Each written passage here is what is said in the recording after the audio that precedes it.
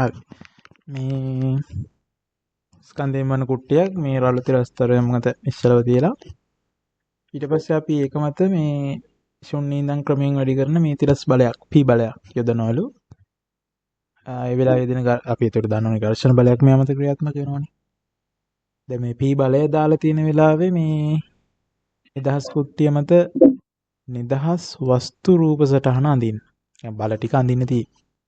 ඒතර දැන් කුට්ටිය තියෙනවා මේ විදියට. ඇඳද මේක? P බලය දැන් මහා මෙතර ඝර්ෂණ බලය මෙහාට එනවා. තාම මොනවද මේකේ බල දෙන්නේ? ඔව් මොනවයි? බරයි අභිලම්බ බල බරයි අභිලම්බ ප්‍රතික්‍රියාව දෙනවා. හරි වැඩි කරන් යන්න. මේකේ බර. ඒ අන්තරතුර බලන්න. හරි වැරදි බලන්න. ඒතර ඔයාලට මේකේ ලකුණු හම්බ වෙනවා මේ කොටස් දෙකකට මේකේ ඝර්ෂණ බලය ඒ කියන්නේ අපි දාපු බලය නිසා ඝර්ෂණ බලය අන්නේ බල යුගලයට එතන එක ලකුණයි. ඊට පස්සේ මේ බර සහ අභිලම්බ ප්‍රතික්‍රියාව මේ පාර්ට් එකට ලකුණක් වශයෙන් උතන ලකුණු දෙකක් එනවා. හරි දෙවෙනියට කියනවා මේ ආරම්භක අවස්ථාවේ සිට කුට්ටිය ත්වරණයෙන් ගමන් ගන්න අවස්ථාවතේ පීට ඉදිරිව F ප්‍රස්ථාරය අඳින්න කියලා. අපි දාන බාහිර බලයට ඉදිරිව මේ F වෙනස් වෙන විදිය. එතනදී අපිට සීමාකාරී ඝර්ෂණ බලයට සහ මේ ගතික ඝර්ෂණ බලයට අගයක් දෙනවා. හරි. එතකොට දැන් අපි මෙහිමනේ P බලය වැඩි කරන්න මොකද වෙන්නේ? F බලය වැඩි වෙනවනේ. F බලය වැඩි වීගෙන යනවා.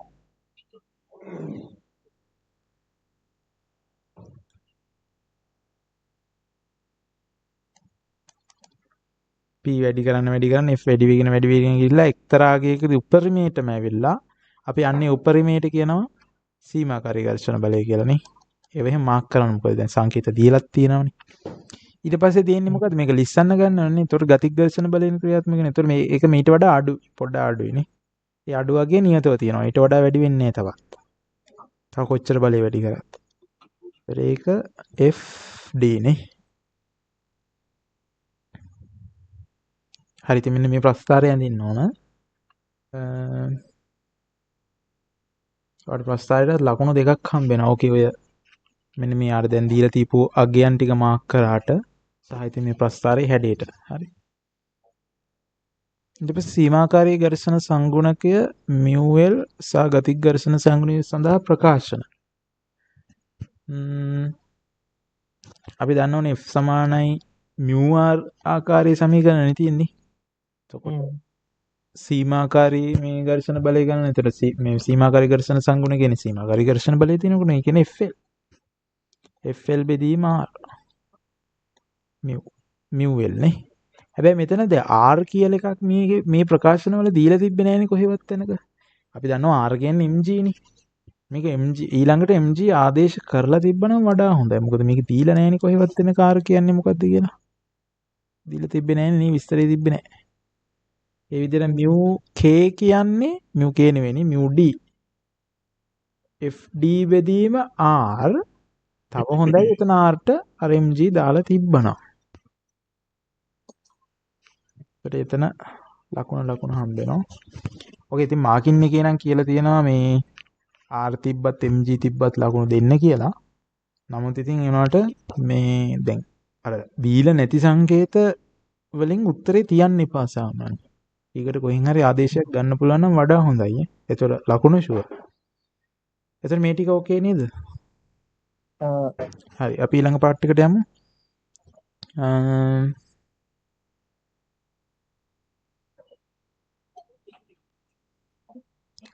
ඒක කියනවා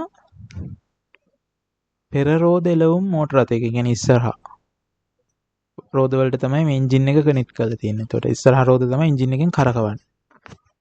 ඒක කියනෝනේ පෙර රෝද දෙකට සම්බන්ධ කර ධාවනය කරයි. දැන් රළු පාරක ඒ කියන්නේ රළු ඍජු පාරක මේ යන වෙලාවක ඒ වෙලාව සලකන්න අපිට ඒතකොට මේ ටයර් සහ තාරපාර අතර මේ ඝර්ෂණ සංගුණක දීලා තියෙන්නේ නේ. FL දීලා mu d මේ mu L දීලා mu d දීලා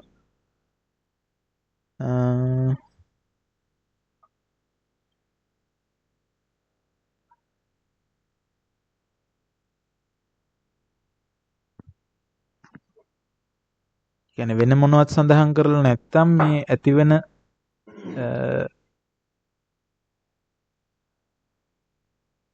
මෝටර රථය මත මේ ඇතිවෙන සීමාකාරී එකයි ඝර්ෂණ මේ ගතික එකයි විතරක් කියලා සලකන්න ඕන. කියන්නේ වාත ප්‍රතිරෝධ වගේ ඒවා එම් කියලා නැත්තම් ඒවා ගන්න යන්න එපා කියලා තමයි කියලා තියෙන්නේ. දැන් මෙතන පළවෙනි එක කියනවා මෝටර රථයේ ත්වරණයෙන් යන වෙලාවක AB රෝධ දෙක ඇඳලා ඒක මත FA සහ FB ඝර්ෂණය නිසා A රෝධය B රෝධය මත ක්‍රියාත්මක වන බල සහ ඒවායේ විශාලත්ව සංසන්දනය කරන්න. හරි. රෝධ දෙක විතරයි ඕන දාගන්න තියෙන්නේ මේ වාහනේ නම් අඳින්න ඕනේ.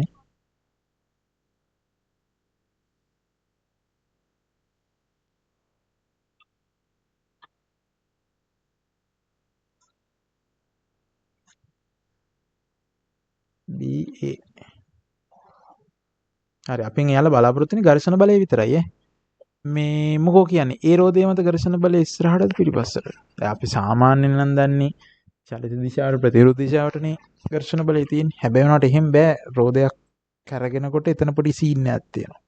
ඔක කොහොමද මාක් කරේ? AB වල. ඒකෙන් ඉස්සරහට. ඒකෙන් ඉස්සරහට. අර එකේ පිටිපස්ස. බීගේ පිටිපස්සට. මොකෝ මේක ඉස්සරහට දැම්මේ? ඒ නම් කද්ද තිබුණේ සීනිය කර එළවෙන රෝදේ දෙකක්. එලවුම් ඒ කියන්නේ එන්ජින් එක සෙට් කරලා තියෙන රෝදේ මත ඝර්ෂණ බලය ඉස්සරහට තියෙන්නේ. ඔව් එහෙම මතක තියාගන්න නම් එහෙම ගන්න. නැත්තම් ඒකේ වෙන්නේ මොකද්ද? ඒ කියන්නේ රෝදය කොහොම තියෙනවා නම් එන්ජින් එක මගේ රෝදේ කරකවනවනේ මෙහෙම. ඒතකොට පොළොවත් එක්ක ස්පර්ශ වෙලා තියෙන කොටස පිටිපස්සට යන්න බලන්න.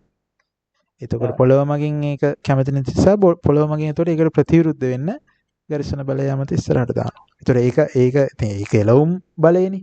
ඒ නිසානේ මේ මෝටර රථය ඉස්සරහට ඇදිලා යන්නේ. එතකොට B වලදී වෙන්නේ මොකද්ද? B වලදී කවුරුවත් රෝදේ කරකවන්නේ නැහනේ. B වලදී අර මේ මොනවද වාහනයට සම්බන්ධ වෙලා තියෙන නිසා දැන් වාහනේ ඉස්සරහට යනකොට මේ B මෝටර මොනවද B රෝදයත් ඇදීගෙන යනවා. කවුරුත් කරකවන්නේ නැහැ. එතන මේ යට කොටස මොකද වෙන්නේ? ඉස්සරහටනේ යන්න බලන්න. අර මේ වාහනෙත් එක්කම. එතකොට පොළව ඒකට කැමති නැහැනේ. එතකොට පොළව මගින් පිටිපස්සට දානවා. ඕක තමයි එතන වෙන්නේ. හරි අර විදියට මතක තියාගන්න නම් ප්‍රශ්නයක් නැහැ. එතකොට රෝද හතරම එන්ජින් එකට කනෙක්ට් කරලා තිබ්බ මොකද වෙන්නේ? එතකොට හැම රෝදයක් මතම ඝර්ෂණ බලය එතකොට ඉස්සරහට තියෙන්නේ. හරි. රයිට්. එතකොට මේ දෙකේ විශාලත්ව සංසන්දනය කරන්න කියලා තියෙනවා. විශාලයි. F මොකද විශාල? A මොකෝ ඒ? හරි මේකේ සංසන්දනය කරන්න කියලා විතරයි තියෙන්නේ. ඒ කියන්නේ වාසමානතාව ලිව්වනම් ඇති ලකුණ හම්බ වෙනවා. මොකෝ එහෙම ගත්තේ ඒක විශාල වෙන්න ඕනි කියලා. මේ එන්ජින් එකේ තියෙන අමතර බලයක් අර කරකවන. ඒ නිසාද එහෙම ගත්තේ? මේ ගානේ දැක්කේ නේ? ඒක ත්වරණයෙන් ගමන් කරන අවස්ථාවක් මේ අපි කතා කරන්නේ.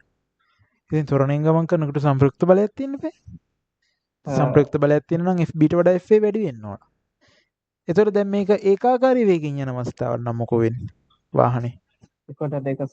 දෙක සමාන වෙන්න ඕන. හරි. අන්න එහෙමයි ඒකට හේතුව හැදෙන්නේ. හරි. බ්‍රේක් කරන වෙලාවක වගේ නා.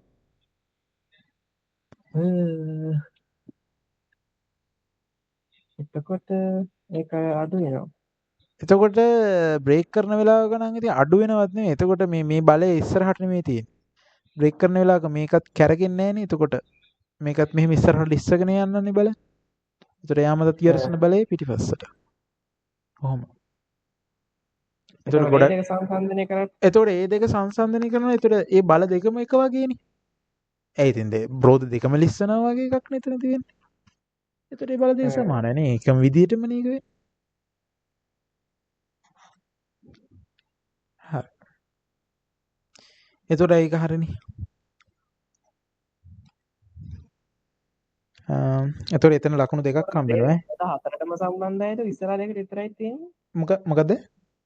බ්‍රේක් රෝද හතරටම තියෙනවද ඉස්සරහ දෙකට විතරයි? මෙහෙම ඉතින් බ්‍රේක් රෝද හතරටම තියෙනවා. අපි එනොට් බ්‍රේක් අල්ලන්නේ පිටිපස්ස රෝද දෙකකින් විතරයිනේ. ඉස්සරහ දෙකකින් අල්ලන්නේ අවශ්‍ය වුණොත් විතරයිනේ.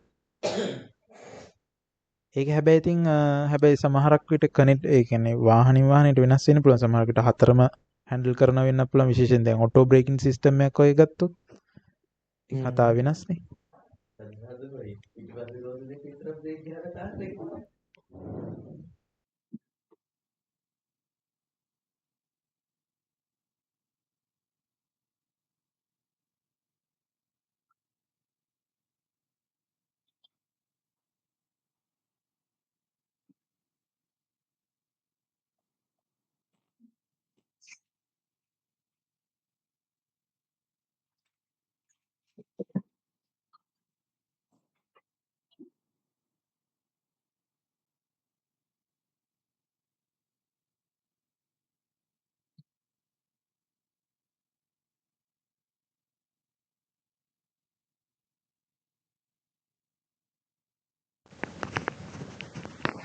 හරි.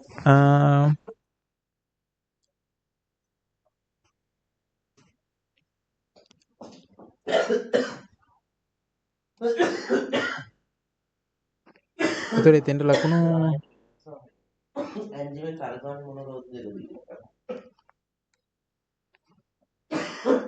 බල දෙක මාක් කරාටයි සංසන්දනය කරාට ලකුණු තියෙනවා. හොඳේ ලකුණු දෙකක් එතෙන්ට එනවා.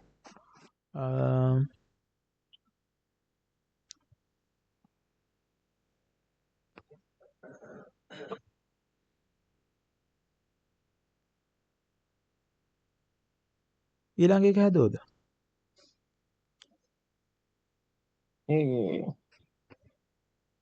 දැන් මෝටර රථයේ සම්පූර්ණ බර 1200 කියලා දෙනවා. රෝද 4ට සමානව බෙදිලා යන්නේ.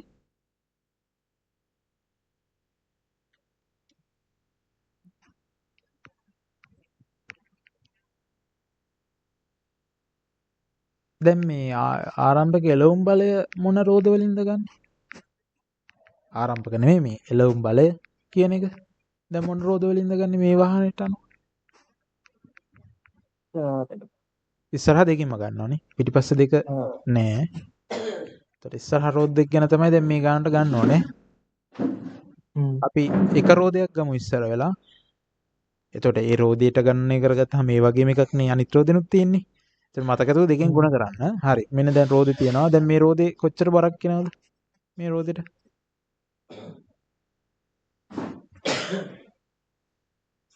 කට එනවා 300ක් නේ 300 නේ.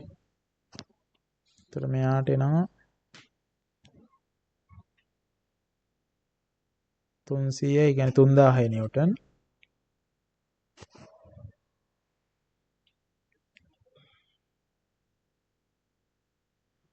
එතකොට අභිලම්බ ප්‍රතික්‍රියාව R. එතකොට මෙයාගේ ඉස්සරහට දානවා එළවුම් බලය F. උපරිම ආරම්භක එළවුම් බලය. දැන් එළවුම් බලය කියලා ගන්න අපි ඝර්ෂණ බලය නෙනේ.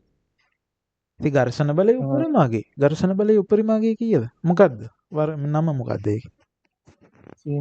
සීමාකාරී. ඉතින් සීමාකාරී ගන්නවා.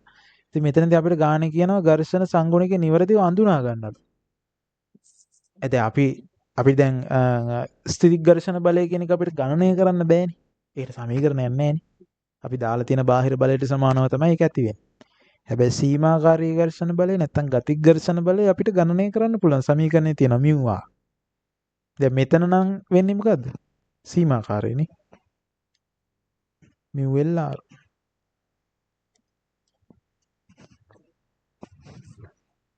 දශම 8යි 3000යි 2400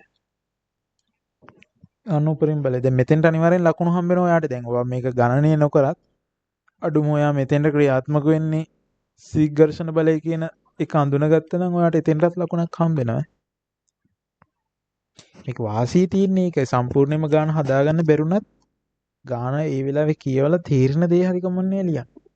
මොකද මේක ලකුණු 30ක් තියෙනවනේ. පොඩි පොඩි තැන් වලටත් ඒතර ලකුණු කැඩෙනවා. හරි දැන් මේක නෙමෙයි උත්තරේ.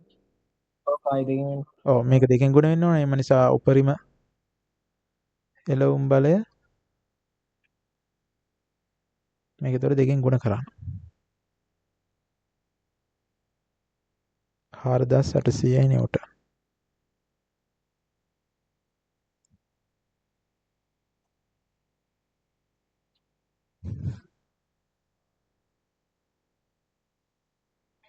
එතකොට දැන් රෝද 4ට මෙලවම් බල දීලා තිබ්බනම් එතකොට 4ෙන්ම බලන්න ඕනේ. ඊතර ගානත් එක්ක එක බලන්න ඕනේ. ගොඩක් දුරට හැබැයි මේ පාරේ මට හිතන විදිහට බර්නූලි වලින් දැන් ඝර්ෂණය පාට් එක ඇහුවා ඊට පස්සේදී වෘත්ති චලිතයත් ඇහුවා. දැන් ගිය පාරේ එහෙම අහලා තිබ්බේ ප්‍රක්ෂිප්ත සහ වෘත්ත චලිතේ පාට් එකනේ. මේ පාර ගොඩක් දුරට බර්නූලි වේවි.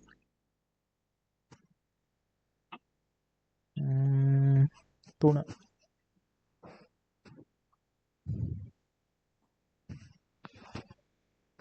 දැන් 72ක වේගෙන් යන වෙලාවක චලිතයට එරෙහිව මුළු ප්‍රතිරෝධී බලය 520යි. හරි මේ ඒකාකාර ප්‍රවේගයෙන් ඔන්න දැන් නියත වේගෙන් යන්නේ හරි. මේක හරිනේ.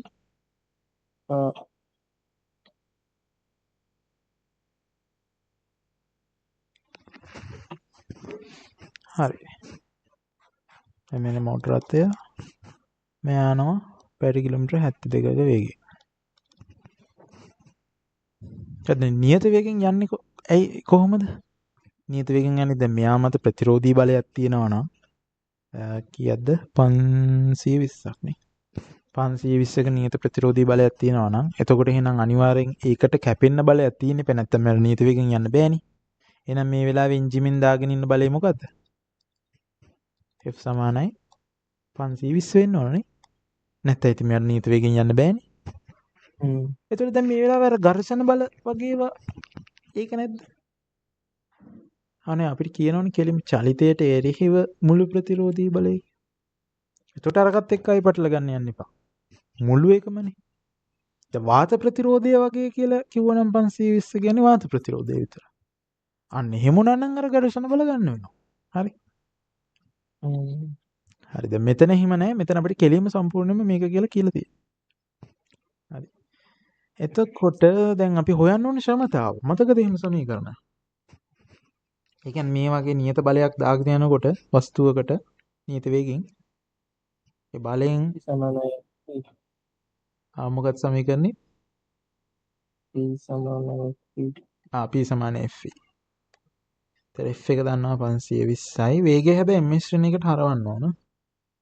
72 නේ තියෙන්නේ. 1000න් ගුණ කරනවා කිලෝමීටර් මීටර කරන්න. පැය කියන එක යටනේ තියෙන්නේ. km ශ්‍රේණියකනේ නේ. km ශ්‍රේණියක කියලා කියන්නේ km බෙදීම h. km 1000 h කියන එක තප්පර ගණන් 3600න් ගුණ කරනවා. මේක සුළු කරා. 36 දෙක 20යි නේ.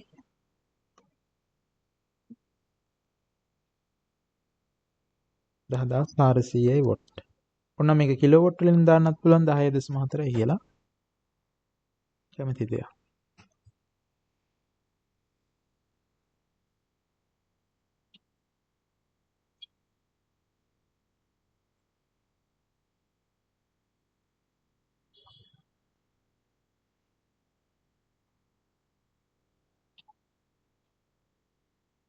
හරිද මේ ටික? අර මේක දැන් අර ගොඩක් කට්ටිය මේ පළවෙනි කෑල්ල හදනකොට අමතක කරලා හදනවා මේ ගතික ඝර්ෂණ සංගුණකේ දාලා. ගතික ඝර්ෂණ සංගුණක ගන්න බෑනේ. ගතික ඝර්ෂණ සංගුණක ගත්තොත් මේක ලිස්සනවනේ. මොටර රථයක් ගමන් කරන්නේ නැහනේ ලිස්සනේ. අන්න ඒක පටල ගත්තොත් වැඩේ ඉවරයි ඈ.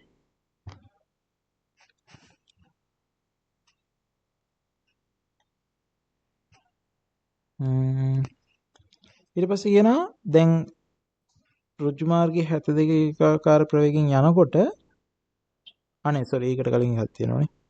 පසුව මෝටර රථයේ මේ අංශක 12ක් ආනත නැක්මත් තියෙන මාර්ගයක අරජවයෙන්ම ඉහළට යනවලු.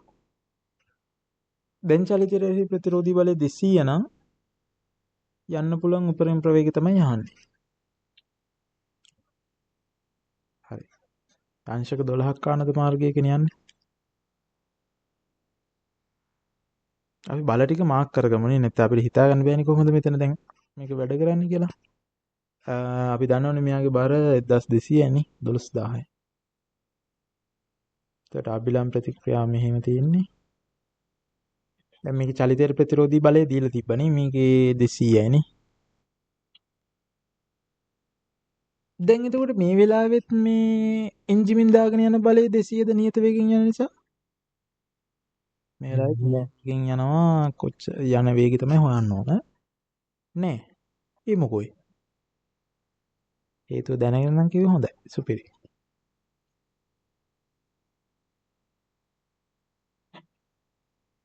අර ජයවෙන්නේ කියලා තියෙන්නේ. ජවයෙන් තමයි යන්නේ. අර ජවයෙන්මයි යන්නේ කියලා කියනවා.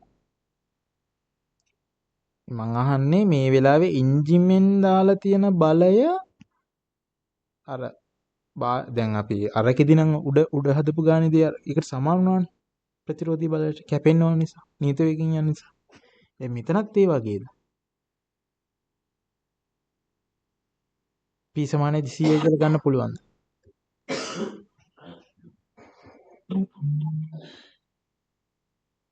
එහෙම නැහැ. P 200 කියලා ගන්න ඕන. මේ රූපය අඳින්න ඕනේ බං. දැන් මේ රූපයෙන් අපිට හොඳටම පේනවා බරෙන් සංරචකයක් එනවා නේ මේ පල්ලෙහාට.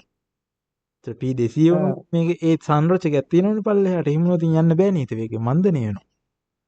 හරි. ඒ නිසා තමයි මේ රූප සටහන නැන්දේ. බලන්න මේ පැත්තට ඔන්න විභේදනය කරන්න පුළුවන් නියත වේගෙන් යන නිසා. නැත්තම් F සමානයි මේ දැම්ම ප්‍රශ්නයක් නැහැ. අංශක 12ක් ආනතයි නේ. අංශක 12ක් ආනතයි කියන්නේ මෙතන කෝණේ කීයද? මෙතන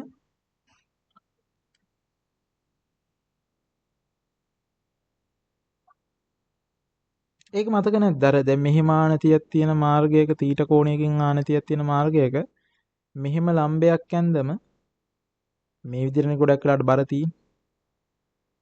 මෙතන කෝණය මතක නැද්ද ගතපු විදිහ? මට 12යිම තව ඒ කෝණෙම තමයි ඉන්නේ. හරි. ඒ කෝණෙන් මේක තීටා නම් මෙතන 90යි නේ තීටා. ආයි මෙතන 90යි ඉතින් එතන මෙතන ආයි තීට එන්නේ. හරි. එතන මෙතන 12ම තමයි මේකේ sin 12 කියන ආගේ දීලා තියෙනවා. ඕනේ වුණොත් ගමු. හරි. එතකොට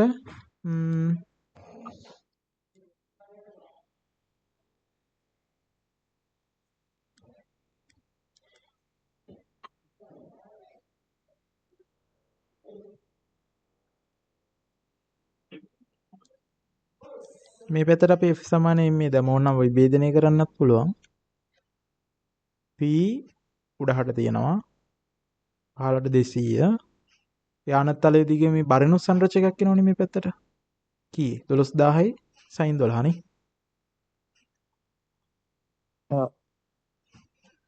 හරි. එතකොට මේ ත්වරණයක් නැහැනේ දැන් මේක නියත වේගෙන් යන්නේ. එතකොට මේ පදේ බිඳුව. අර විභේදනය කරාම එන කෑල්ලම තමයි ඉතින් ඉන්නේ. එතකොට 200 ධන 12000යි sin 12. sin 12ගේ දීලා තියෙනවනේ 0.2 කියලා ඒක දාන්න.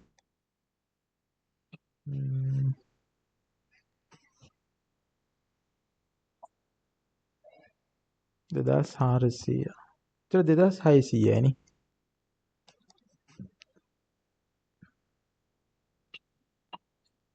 අපි නෙමෙයි අහලා තිබ්බේ යන්න පුළුවන් වේගය 2600යි. ඇයි අපිට මේ p ඕනුනේ? මොකද දැන් අපිට යන්න පුළුවන් වේගය හොයන්න පුළුවන් අර මොකද්ද? ක්ෂමතාව සමානයි සෝරි ඔයාගේ මොකද්ද p සමාන f නේ. ක්ෂමතාව කලින් එකමනේ 10000 කීයද 10400. එතකොට දැන් අපි බලය හොයාගත්තනේ 2600යි කියලා. එතකොට මෙතනින් වේගය හොයාගන්න පුළුවන්.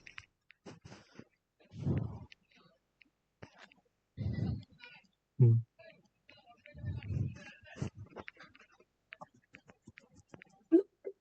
26ම 4ක් තියෙන්නේ. එහෙනම් දැන් යන්න පුළුවන් උපරිම වේගය 4යි මිශ්‍රණ එක.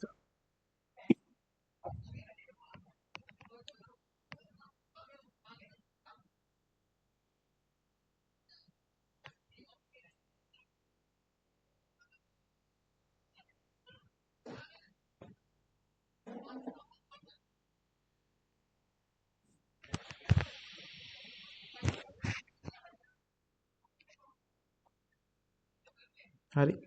ඉතුරු දෙකත් කියවගෙන යන්න.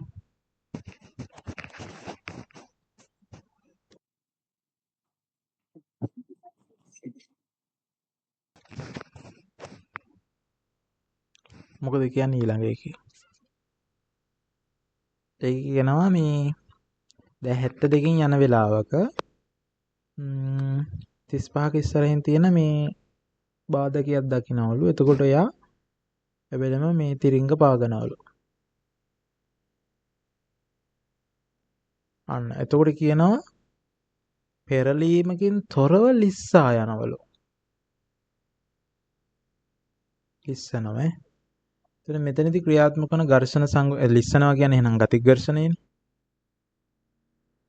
අදාළ හේතු සහ ගණනය කිරීම දෙමින් මෝටර රථයේ බාධකයේ ගැටේද නොගැටේද කියන එක මේ පහදන්න තිරිංග තද කිරීමට පෙර රියඳුරුගේ මේ ප්‍රතික්‍රියා කාලය කියන්නේ දැන් යා බාධකයේ දැකලා චූටි වෙලාවක් ගිහිල්ලානේ ගහන්නේ අර ඒක සලකන්න ඕනේ නැහැ කියලා කියනවා. හරි. බාධකයේ දැන් කොච්චර ඉස්සරහකින්ද තියෙන්නේ? මෙන්න වාහනය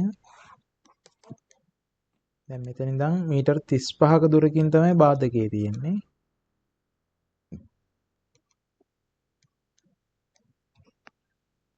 මෙයා 72ක වේගයෙන් යනවා කියන්නේ මේ අපි එව්වනේ වේගය 20 ms ශ්‍රේණි එකනේ.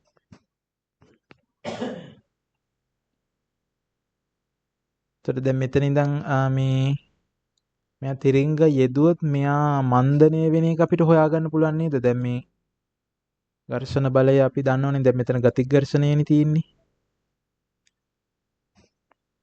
මේක හැදුවද කොහොම හැදුවනම් කියන්නකෝ බලන්න කොහොමද හැදුවේ?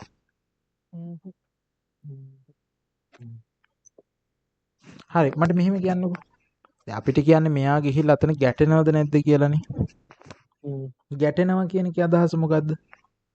මෙයා බ්‍රේක් කරාම මෙයාට නතර වෙන්න යන්න ඕනි දුර ගැන මොකෝ කියන්නේ?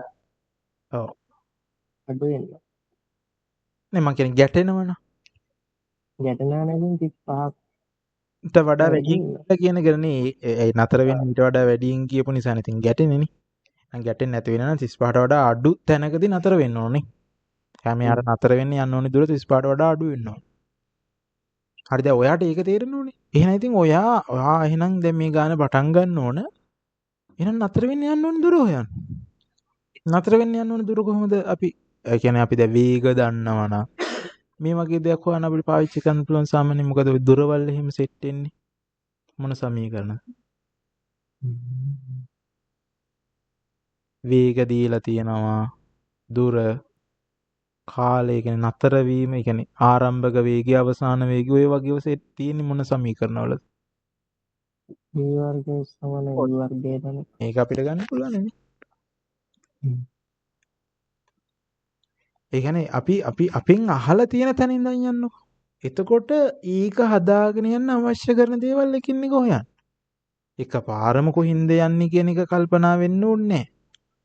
හරි දැන් අපිට ඕනි කරන්නේ මේක නතර වෙන්න යන්න ඕනි දුර හොයාගන්න එක තමයි අපේ මේ එක. හරි.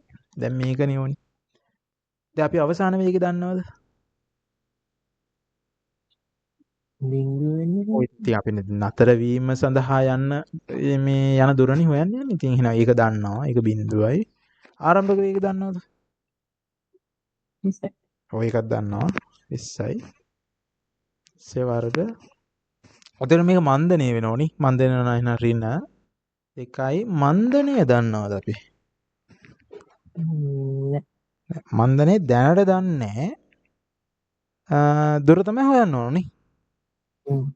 ආයි කියන්නේ මන්දනේ හොයාගත්තා නම් හරිනේ දැන් මේ ගාන හදන්න පුළුවන්. හරි. ඔන්න දැන් එහෙනම් දැන් කල්පනා කරන්න මන්දනේ කොහොමද හොයන්නේ කියලා. දැන් මෙතන මෙයා මත ඝර්ෂණ බල ක්‍රියාත්මක වෙනවා. ඒතර මෙයා මන්දනේ වෙන්නේ ඝර්ෂණය නිසානේ. ඝර්ෂණ බල නිසා.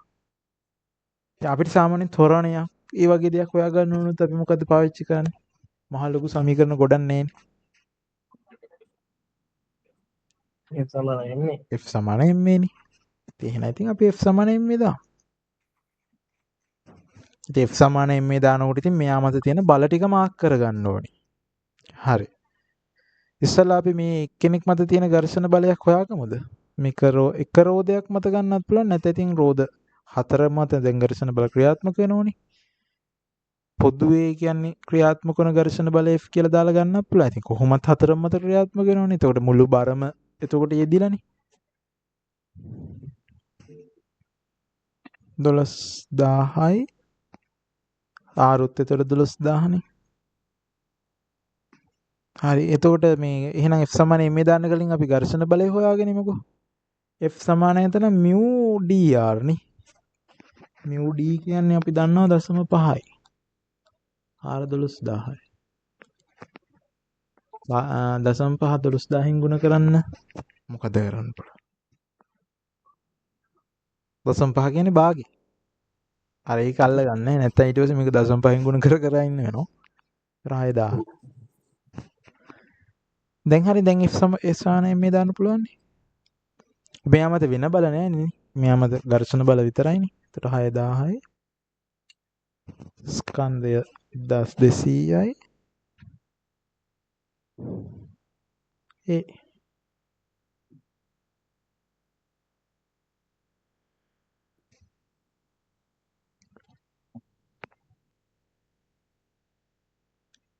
sorry 10200 නේ 12 ඒ කියන්නේ 5යි ms ශ්‍රේණි එක. يعني මන්දනේ 5කින් යන්නේ. දැන් ඉතින් ඒක හොයාගත්තා. එතෙන්ට දැම්මා. එතකොට 10යි s. s වර්ගය කියන්නේ 400යිනේ. ඔන්න අපිට එනවා s සමානයි 40 මීටර කියලා. ඒ කියන්නේ මේක හැපෙනවානේ. අතර වෙන්න යන්න ඕනි දුර 35ට වඩා වැඩිනේ. ඒතර දැන් මේකේ හේතුව සඳහන් කරන්න කියලා කියනවනේ. දැන් හේතුව තමයි අපි මේ ගණනය කරේ. දැන් මෙතනින් පස්සේ කියන්න එම නිසා නතර වීමට ගමන් කරන්න ඕනි දුර 35ට වඩා වැඩි. එනම් බාධකයේ ගැටේ. හරි. ඒක ඉවර කරගන්න ඉක්මනින් වැඩ ටික.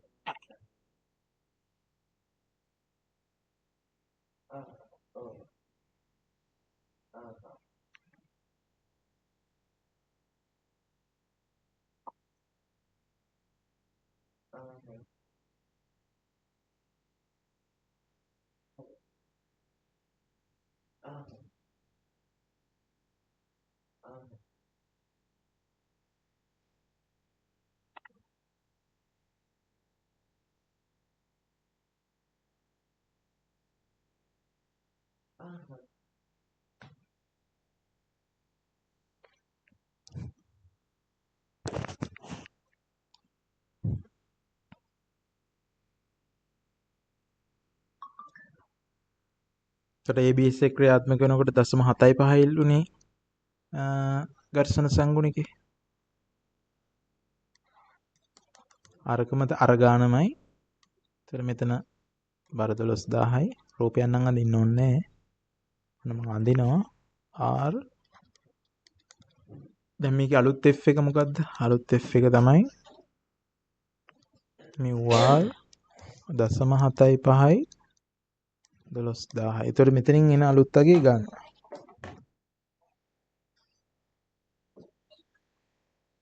දශම 7.5 කියන එක 12000න් ගුණ කරන්න යන්න ඕනේ. දශම 7.5 කියන්නේ කීයද? 4න් 3. හරි ඒ වගේ බලන්න. එහෙම නම් සුළු කරගන්න ලේසි. හරි. ගොඩක් වෙලාවට සුළු වෙනේම තමයි එක්සෑම් එකේ දෙන්නේ. දැන් දෙන්නේ ගොඩක් සුළු වෙන ඒවා.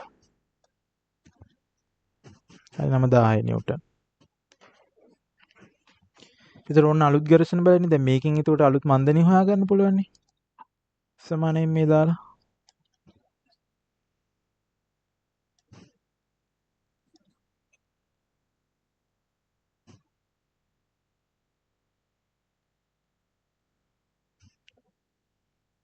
හතයි දශම පහයි නේ. ඒ කියන්නේ 7.5යි මෙස්ට්‍රන දෙක. ඒතකොට දැන් ඉතින් අලුත් නැවතුම් දුර හොයන්න. දුර හොයන්න කියලා විතරයි තියෙන්නේ වෙන මොකුත් නැහැ. ඇත්තටම මේ ගාන එච්චරම අමාරු නෑ. මේ ගාන ඇත්තටම ලීසි. අනිත් ගණන් වලට සාපේක්ෂව.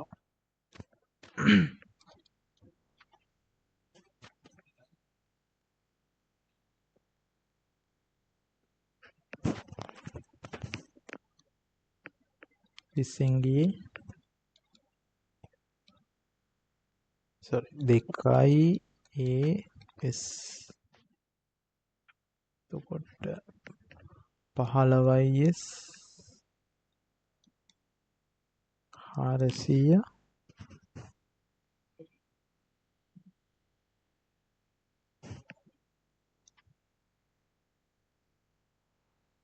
අන බලන්න නැවතුම් දුර දෙගුණයකට කිට්ටු වෙන්න අඩු වුණා.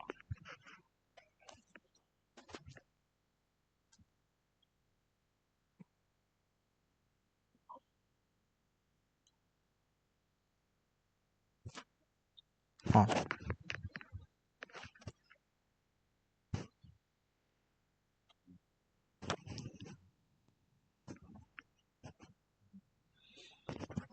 හරි මං ආයෙමත් කියනවා මේ ගාන සම්පූර්ණයෙන්ම හදාගන්න බැරුණත් අඩුම දැන් මේකේ දැන් මේ ගාන නම් ඇත්තටම අපිට මේකේ ලකුණු කියාගෙන යන්න අමතකුණා. මේවයි සමීකරණවත් අඩුම ලියන්න. හරි. සමීකරණ වලට අරගෙන ඒ වෙලාවේ ගාන හදන්න මතක මුකුත්ම අදහසක් ආවේ නැතුණා. ඒ කියන්නේ මේ වලට ලකුණු එක එක හරි තියෙනවා. ඒ ලකුණ හරි එකතු කරගන්න. මුකුත්ම නොලිය යන්න එපා. මං කියන්නේ මේ එහෙම කරන්න කියලා නෙමෙයි. අතිසේ මුකුත්ම හරි ලියාගන්න බැරි වුණොත් ඒ වෙලාවේ මුකුත්ම අදහසක් ආවේ නැති වුණොත්. එතකොට මේක හරි නේද? මෙතන නැවතුම් දෙවුවා.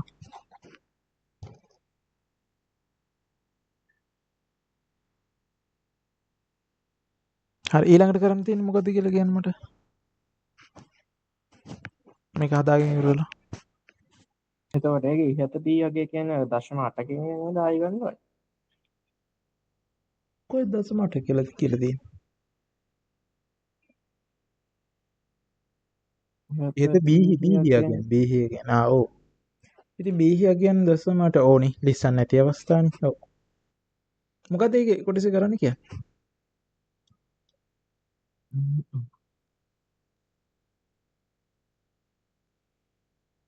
මං අහන්නේ ගාන හදන විදිය නෙමෙයි හොඳේ. මොකද කරන්න තියෙන්නේ කියලා විතරයි අහන්නේ. ගාන බැලුවා කියෙව්වා ඒකේ මෙන්න මේකයි කරන්න තියෙන්නේ කියලා කියන්නේ. කියන්නේ මාර්තිකින් ඉන්ටර්නෙට් වල ගාවනේ ගන්න පුළුවන් උකලින් සෝවේගේ හන්නේ කියලා. ඔය අර වක්‍රාකාර පතේ මේ යන්න පුළුවන් වේගනේ. අපි ඕනට වඩා වැඩි වේගයකින් ගියොත් මොකද වෙන්නේ? ෘතුපතේ යන්න බැරි වෙනවනේ. ෘතුපතෙන් එළියට යනවා. හරි. ඒතර උපරිම වේගෙන් යනවා කියන කේකේ අදහස මොකද්ද? ඒ කියන්නේ එයම් හරි.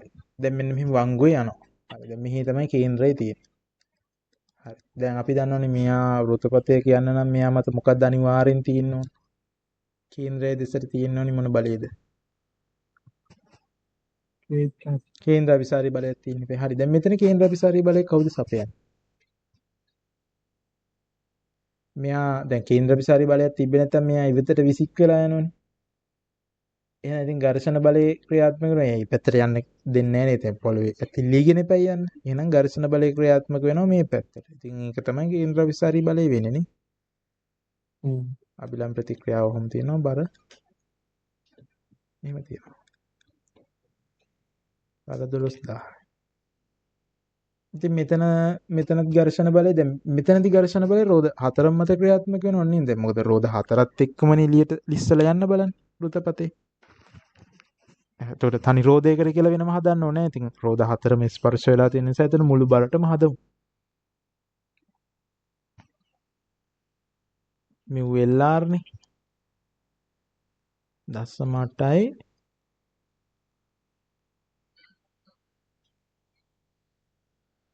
එනම් පොඩ්ඩක් 8න් ගුණ කරගෙන යන්න වෙනවා.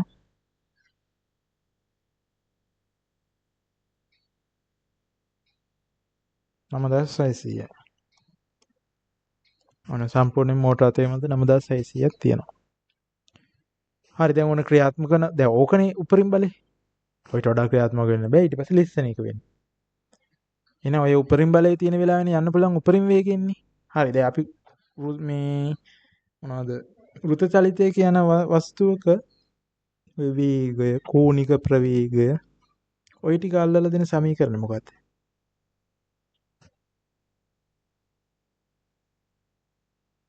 අපි ඕනෑම වෘත චලිත ගානක් මේ භ්‍රමණ චලිත ගානක් හදද්දී අපිට මේ සමීකරණ අනිවාර්යයෙන්ම ඕන. මොකක්ද? සමානයි. කේන්ද්‍රය පැතරේ ප්‍රමාණයෙන් මේ දාන.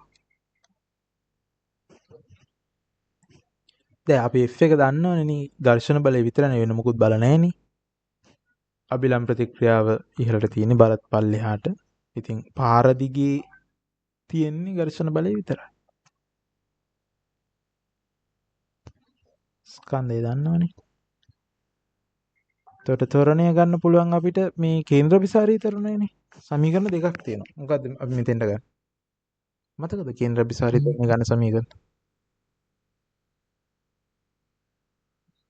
v වර්ග බෙදීම v වර්ග බෙදීම r ගන්න පුළුවන්. නැත්නම් r ඔමෙගා වර්ග ගන්න පුළුවන්. දැන් මෙතෙන්ට සෙට් වෙන්නේ v වර්ග බෙදීම r නේ. මොකද අපිට v නේ ඕන කරන්නේ. r එක දන්නවද අපි? දන්නවනේ. මේ 18යි මේ කුතිරස් වෘත්තාකාර මාර්ගයයි. අරේ එතකොට 18යි කියලා දීලා තියෙනවා. v වර්ග බෙදීම r. ඔන්න හරි. හරි ඉතින් මේක සුළු කරගන්න තියෙනවා.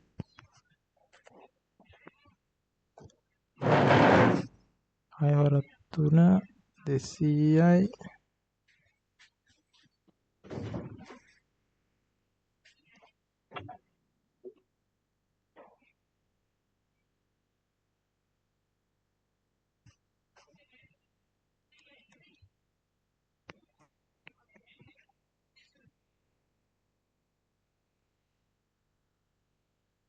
එකසිය 44යි. ඒ කියන්නේ v කියන්නේ 12යි.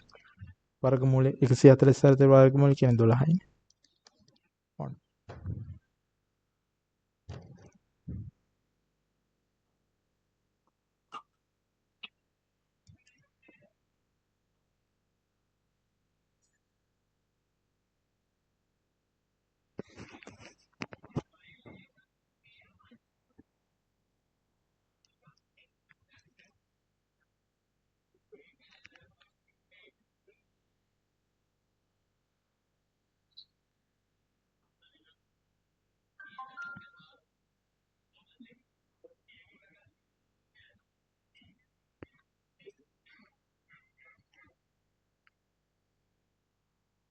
අපි ප්‍රකාශ විද්‍යුත් ආචරණයේ ටික කතා කරා නේද? මේ මොනද මේකත් කතා කරාද අපි මේ x කිරණ නිෂ්පාදනයේ?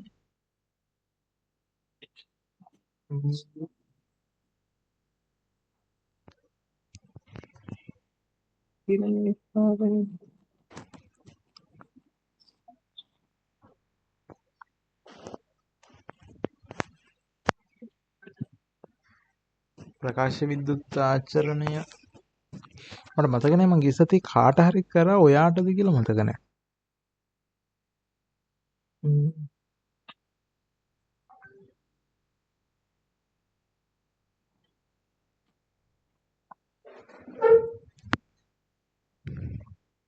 මට කර අංග භෞතික විද්‍යාව කරා ප්‍රකාශ විද්‍යුත් ආචරණය කරා HF තියෙන ශයි සමානයි kmax නැතයි v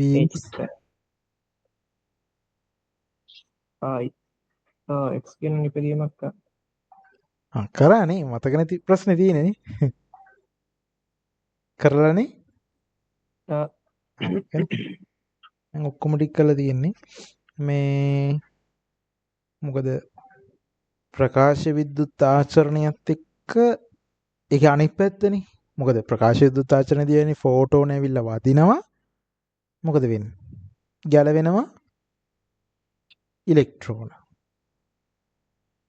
එතකොට x කිරණ නිෂ්පාදනයේදී වෙන්නේ මොකද්ද? ඒකේ අනිත් පැත්ත.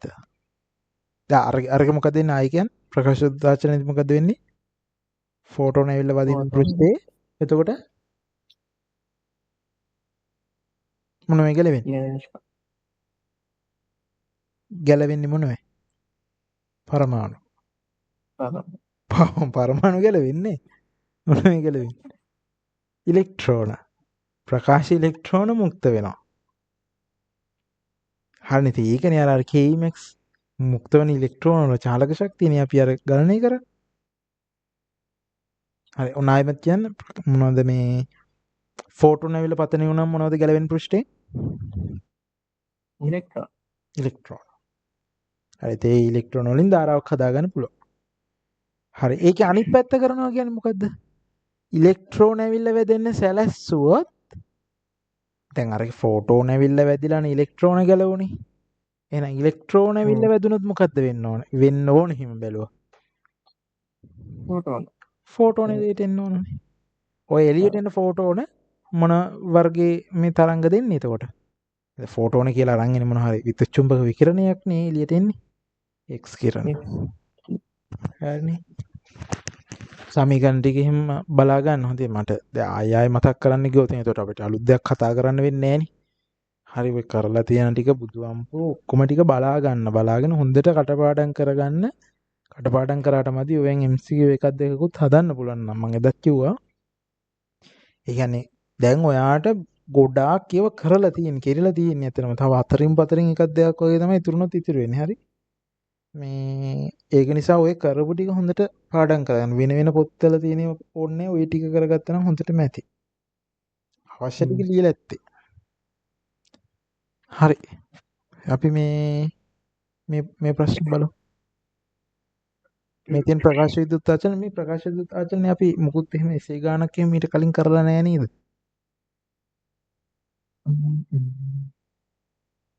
හැබැයි අර මුලින්ම අර මේ පේපර් එකක් කතා කරා නේද? ඒකෙදි කරා නේද ඒක? කමන්නේ. හරි. කාලේ තියෙන ගානක්. මොකද? අර්ධායු කාලේ තියෙන ගානක් අර්ධායු කාලේ තියෙන ගානක් කරේ ඒකනේ. හරි අවුලන්නේ. මේක පටන් ගමුකෝ. මම පොඩි ටයිම් එකක් දෙන්නම් විනාඩි 5ක් විතර. ගාන කියවලා ගාන කියවන්න හරි. කියවගෙන බලන්න try එකක් දෙන්න දැන් අර කොළ ටික ළඟට ගන්න. ප්‍රකාශ විද්‍යුත් ආචරණ තියෙන කොළ ටික.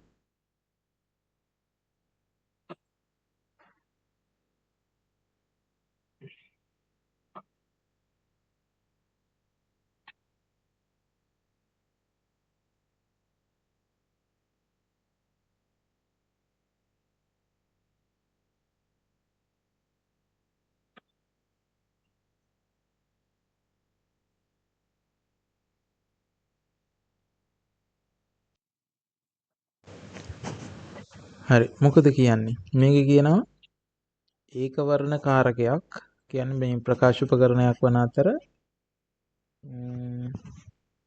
එය ඒක වර්ණ ෆෝටෝන කදම්බයක් නිපදවන්න පාවිච්චි කරන්න පුළුවන්ලු. ඒක වර්ණ කියලා කියන්නේ තනි වර්ණයක් තියෙන. ඒ කියන්නේ ඒකේ යම්කිසි නිශ්චිත සංඛ්‍යාතයකින් යුත් මේ ෆෝටෝන තමයි යන්නේ. දැන් අපි සුදු ආලෝකය ගත්තොත් එතකොට ඒකේ තියෙනවනේ වර්ණ ඔක්කොම. එතකොට සංඛ්‍යාත කීපයක් තියෙනවා. හරි. එතකොට මේකේ එහෙම කදම්බයක් මේ තියෙන්නේ කදම්බේ. එහෙම යනවා. ඒක විවරයක් කරහා ගිහිල්ලා රික්තක කුටීරයක තියලා තියෙන තහඩුවක් මතට පතන යනවලු. හරි මේ විවරය හරහා ගිහිල්ලා ඊට පස්සේදී මේ තහඩුව මත පතන යනවා.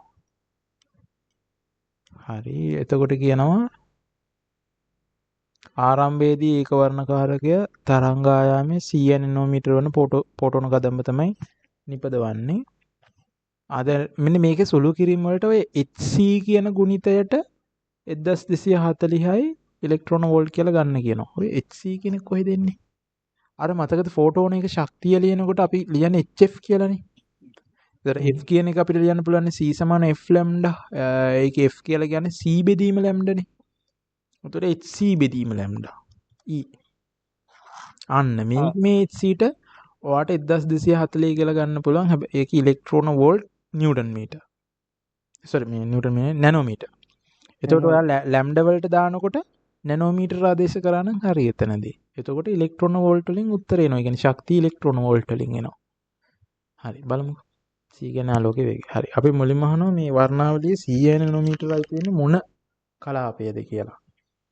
එතකොට මෙහිම ඔයාලා මේ දැනගෙන ඉන්න ඕන දෘශ්‍ය කලාපය. දෘශ්‍ය කලාපයේ මේ තරංගායාම පරාසය හරියටම නෙමෙයි දල වශයෙන් මතක තියාගත්තට අවුලක් නැහැ. ඔයාලට මතකද විද්‍යුත් චුම්බක වර්ණාවලිය කොහොමද එන්නේ කියලා? අරගෙන යන්නේ 400යි 700. මොකද? නෑ අගයන් නෙමෙයි. 400 අගය නේද? මතනම් කියනවා හරි 400යි 700. ඔය තියෙන්නේ මොනවයි 400 700 අතර තියෙන්නේ? ඔය කියන්නේ විද්‍යුත් මොකක්ද? UV. දෘශ්‍ය ආලෝකය. ආරචන. අගයන් දෙක මතක තියාගත්ත. මොකද්ද කියලා මතක තියාගන්න. දෘශ්‍ය ආලෝකය. යකෝ එච්චර මතක තියාගත්ත. මොකද්ද කියලා මතක තියාගන්න. දෘශ්‍ය ආලෝකය. හරි. මේකේ මේ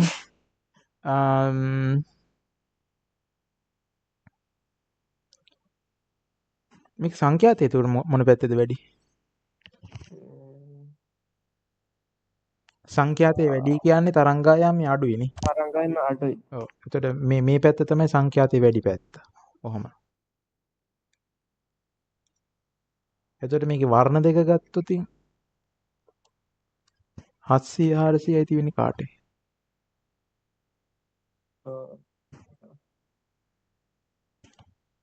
දම්නේ. ධම්මයිති 400ද 700ද? දැන් සංඛ්‍යාතේ වැඩි ධම්නේනේ. ධම්. රන් තෙමිලි කඩන කොල්ල නිල්ලිබ්බු දකි. ඒ පැත්තට සංඛ්‍යාතේ වැඩි වෙනවනේ. එතකොට මේ රතු. ඔය අතරමැද තමයි වර්ණ ටික තියෙන්නේ. එතකොට දැන් සංඛ්‍යාතයේ වැඩි වෙන දැන් මේ දෘශ්‍යනේ. දෘශ්‍ය වලටත් වඩා සංඛ්‍යාතයේ වැඩි ඊළඟ කලාපය මොකක්ද? UV. මේ දෘශ්‍යයෙන් අනිත් පැත්තේ මේ පැත්තේ අඩු පැත්තේ ඉන්නේ අයියා. එතකොට අන්න එහෙම අර පරාස දෙක මතක තියාගන්න. 400ට වඩා අඩු කියන්නේ UV. 700ට වඩා වැඩි කියන්නේ අයියා. ඔය දැන් මේකේ අහලා තියෙන 100 නේ. ඒ කියන්නේ UV. අපින් ওই පරාස තුන ගැන තමයි ලොකුවටම බලාපොරොත්තු වෙන්නේ. හරි. හරි. එතකොට වර්ගයේ හරින් ප්‍රදේශයේ හරි. ඉලෙක්ට්‍රෝන වෝල්ට් වලින් ඊළඟ එකේ ෆෝටෝන එකේ ශක්තිය හෙව්වද? 12.4. 12.4යි මොනවා ඒකක? ඉලෙක්ට්‍රෝන වෝල්ට්. Hc බෙදීම ලැම්ඩට ආදේශ කරන්න තියෙන්නේ. Hc කියන්නේ ඕකනේ කොට E කියන්නේ E සමාන HF Fට දානවා C සමාන F ලැම්ඩා F කියන්නේ C බෙදීම ලැම්ඩා ඒක දැම්මම තමයි C බෙදීම ලැම්ඩා එන්නේ. ඊට මේකට 1240 ඒක CM බෙදනවා. මේක ඉලෙක්ට්‍රෝන වෝල්ට් නැනෝමීටර මේක නැනෝමීටර ගියාම ඉලෙක්ට්‍රෝන වෝල්ට් වලින් 12.4යි කියලා එනවා. එතකොට ඊළඟ එකේ කියනවා අපිට ෆෝටෝන එක ගම්ම්‍යතාව හොයන්නලු. තරංගංශු ද්වෛතය පාවිච්චි කරලා. මතකද එහෙම සමීකරණයක්?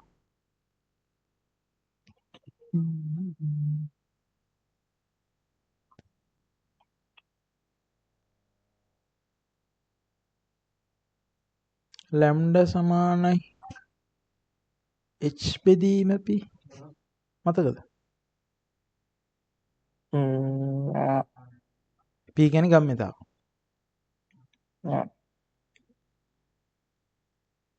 හරි එතකොට H බෙදීම ලැම්ඩා.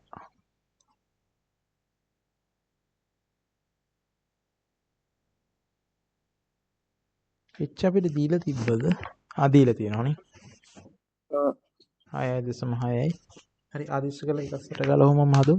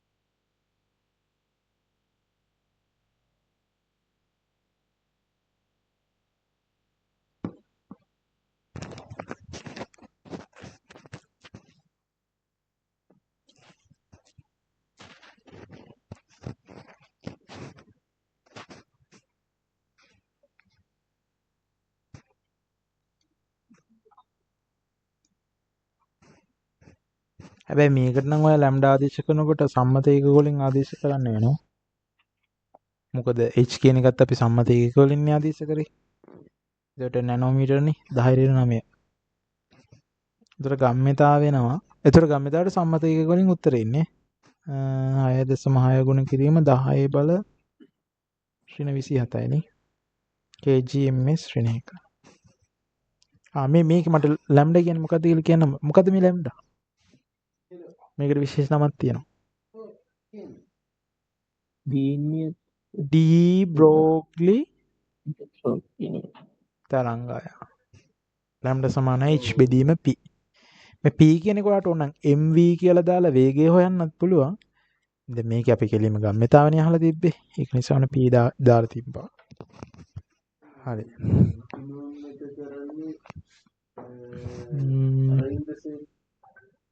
ඒ කොටස හරි. හරිද? ඒක කම්ප්ලීට්ද? හදා. මේකේ ඒකකයට වෙනම ලකුණක් දීලා තියෙනවා. මතකතුව අන්තිම උත්තරේට ඒකක තියන්න. මොකද ඒකකයට ලකුණක් එනවා. අර මැද පියර වලට ඒකක අවශ්‍ය වෙන්නේ නැහැ. හරි හරි. right.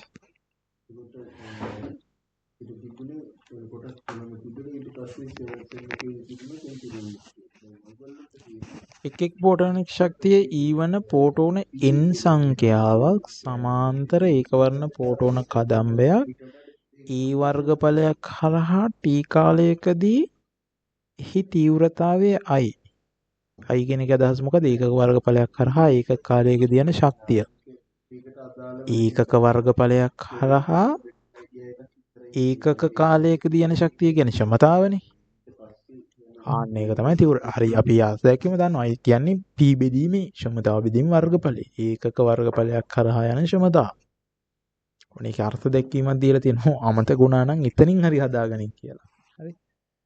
දැන් අපිට කියන්නේ මොකද්ද? අපිට මේ ත්‍රිවෘතාවය සඳහා ප්‍රකාශනයක් හදන්න ඕනි. පෝටෝනයක ශක්තිය දීලා තියෙනවා. පෝටෝන ගාන දීලා තියෙනවා. ඒ කියන්නේ ඒ වර්ගඵලයක් කරහා t කාලයක් තුළ අර වර්ගඵලයක් කර අපිට දීලා තිබ්බේ. මේ වර්ගඵලයේ a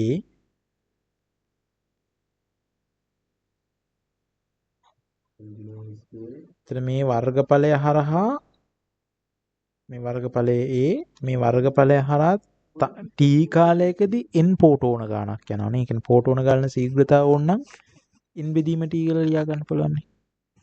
ඒ යන පෝටෝනයක ශක්තිය තමයි E කියලා කියන්නේ නේ. එහෙමනේ ගානේ දීලා තියෙන්නේ. ඉතින් මේ ක්ෂමතාවට ප්‍රකාශනයක් හදන්න පුළුවන් නේද එතනින්? ඒ කොහොමද? දැන් අපෙන් අහන්නේ තීව්‍රතාවයේ ප්‍රකාශනයනේ. දැන් තීව්‍රතාව කියලා කියන්නේ මේක. හැබැයි අපිට මේක මෙහෙම තියන්න බෑනේ. ඒ ක්ෂමතාව වර්ගඵලය කියලා එකක් වර්ගඵලය නම් ඕකේ. නම් ක්ෂමතාව කියලා පදයක් තිබ්බේ නෑනේ මේක දීලා. ඒක අපි අයින් කරන්න ඉපෑ. ඒ පෝටෝන මෙහාට යන ශක්තිය අරන් යන ක්ෂමතාව. ක්ෂමතාව කියන්නේ කොහොමද අපි හොයන්නේ? ශක්තිය බෙදීම කාලෙනේ. හරි. දැන් ශක්තිය කොහොමද? ශක්තිය කියන්නේ පෝටෝන එක ශක්තිය E. එක පෝටෝනයක් නෙමෙයිනේ යන්නේ.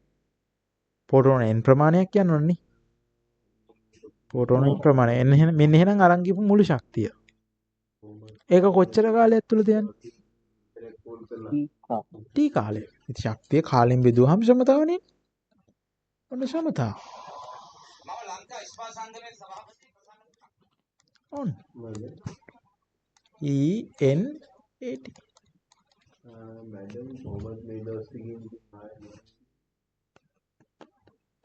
सबटिकल लिखी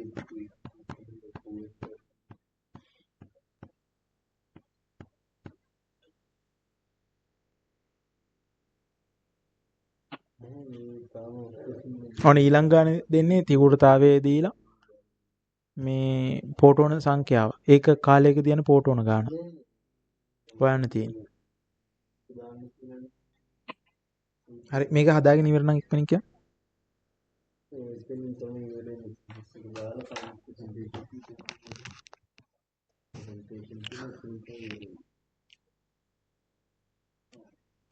අපිට කියන්නේ මේ n හොයන්නත් නෙවෙයිනේ. ඒක කාලයක තියෙන පොටෝන ගානනේ. ඒ කියන්නේ n බෙදීම t හොයන්න තියෙන්නේ. n බෙදීම t කියන්නේ මොකද්ද? i බෙදීම e. photon guys.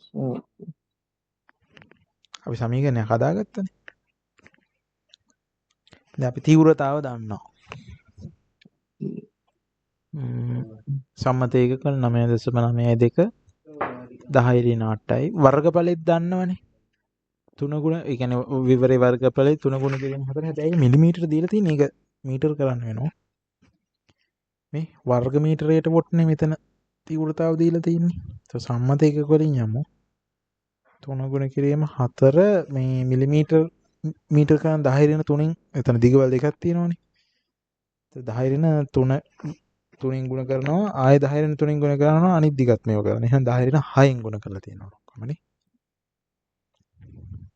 ෆෝටෝනයක් අරන් යන ශක්තිය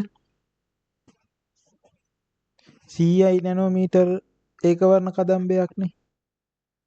ඒතර 100යි නැනෝමීටර් උන මේ ෆෝටෝන එකේ ශක්තිය හොයාගත්ත නේද අපි උඩ? කීයද ආවේ?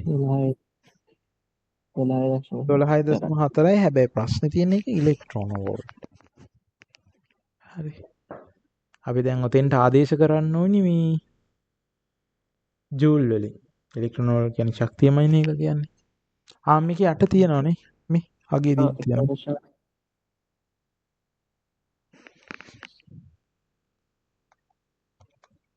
1.6 ගුණ කිරීම 10 ඍණ 19.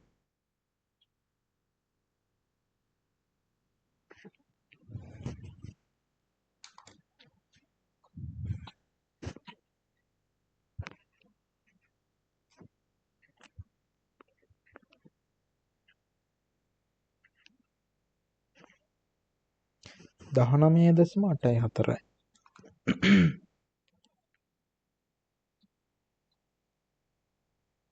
10 ඍණ 19 ජූල්. හරිනේ. ඒක දාන්න මෙතෙන්ට. ෆෝටෝන එකේ ශක්තිය ඔන්න. දැන් කලබල නැතුව සංඛ්‍යා ටික වෙනම සුළු කරගන්න 10 බල ටික වෙනම සුළු කරගන්න.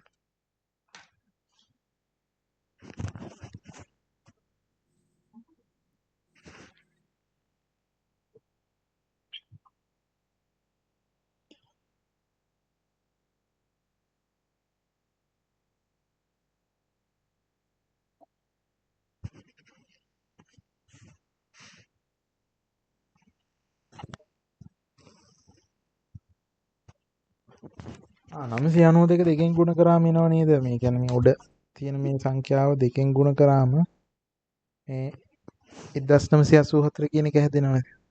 අනේ 9.92 දෙකෙන් ගුණ කරපළ 19.84 හැදෙනවා. දැන් සුළු වෙනේව දෙන්නේ දෙකයි. 6. 10 බල ටික සුළු වුණොත් 10 ඍණ 14යි 5ක් යනවනේ. ඒකක තප්පරයට 6 ගුණ කිරීම 10 5ක් යන්න ඕන ඔය කියන විදිහට මේක හරහා ෆෝටෝන. හරි.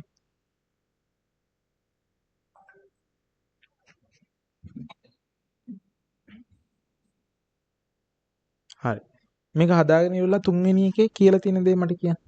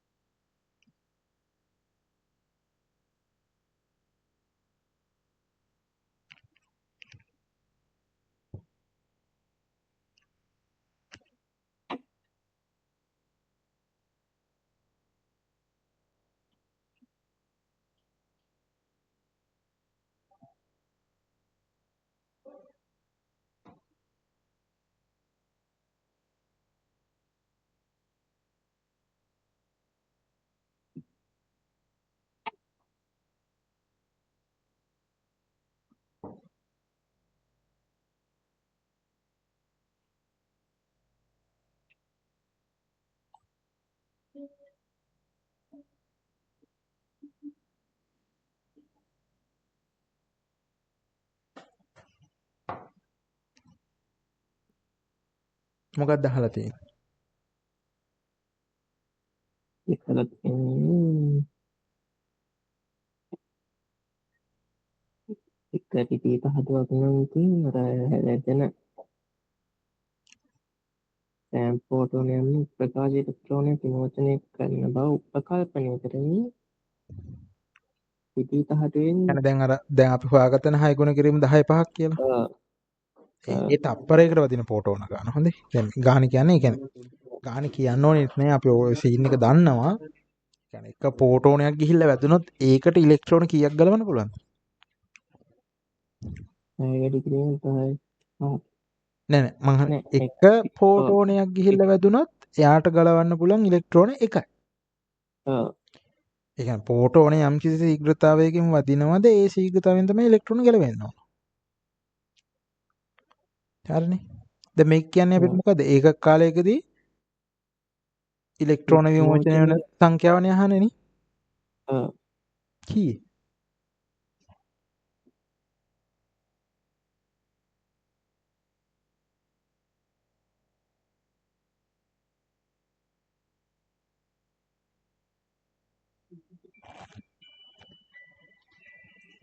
ඉතින් මම දැන් ෆෝටෝන තප්පරයකට 6 ගුණ කිරීම 10 5ක් වද දැන් ඔයා දන්නව ෆෝටෝනයක් වැදුනහම ඉලෙක්ට්‍රෝන එකයි නම් ගැලවෙන්නේ.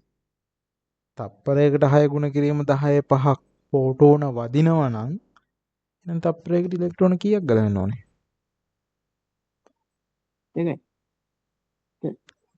නායෙන් බලන්න. තප්පරයකට නෑ සෝරි.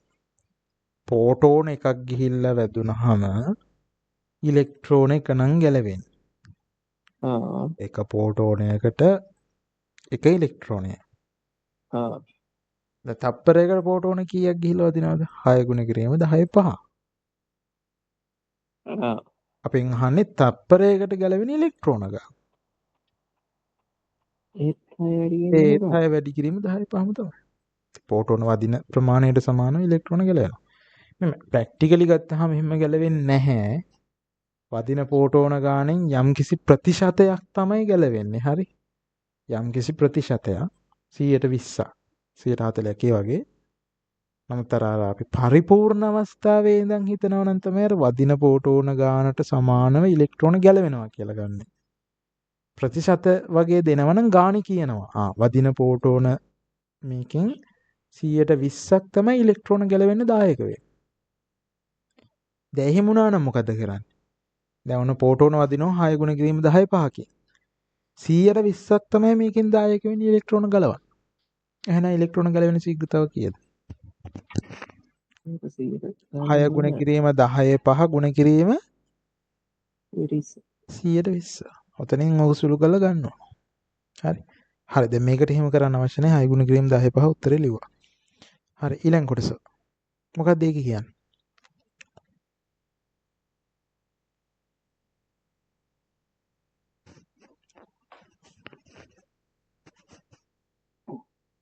ඕන දැන් කියනවා මේ පරීක්ෂණයට පාවිච්චි කරපු රිදී තහඩුවේ කාර්යශීලතාවය දෙනවා 4 ඉලෙක්ට්‍රෝන වෝල්ට් කියලා. විමෝචනය වන ප්‍රකාශ ඉලෙක්ට්‍රෝන වල අවම සහ උපරිම චාලක ශක්තිය හොයන්න ඕනේ. ප්‍රකාශ විද්‍යුතාචාර සමීකරණ කියන්න බලන්න.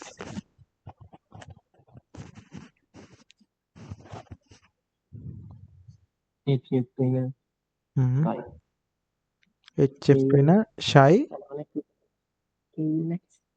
Kmax. උපරිම චාලක ශක්තියනේ මේකෙන් ගන්න පුළුවන් එහෙනම්. එහෙනම් උපරිම චාලක ශක්තිය අපි එතනින් ගමුකෝ. ඒ කියන්නේ ඉලෙක්ට්‍රෝන එකට ලැබෙන්න පුළුවන් උපරිම චාලක ශක්තිය. HF කියන්නේ ෆෝටෝන එක ශක්තියනේ. ෆෝටෝන එක ශක්තිය වහෙව්වනේ නේ. ඒ කියලා දාවේ.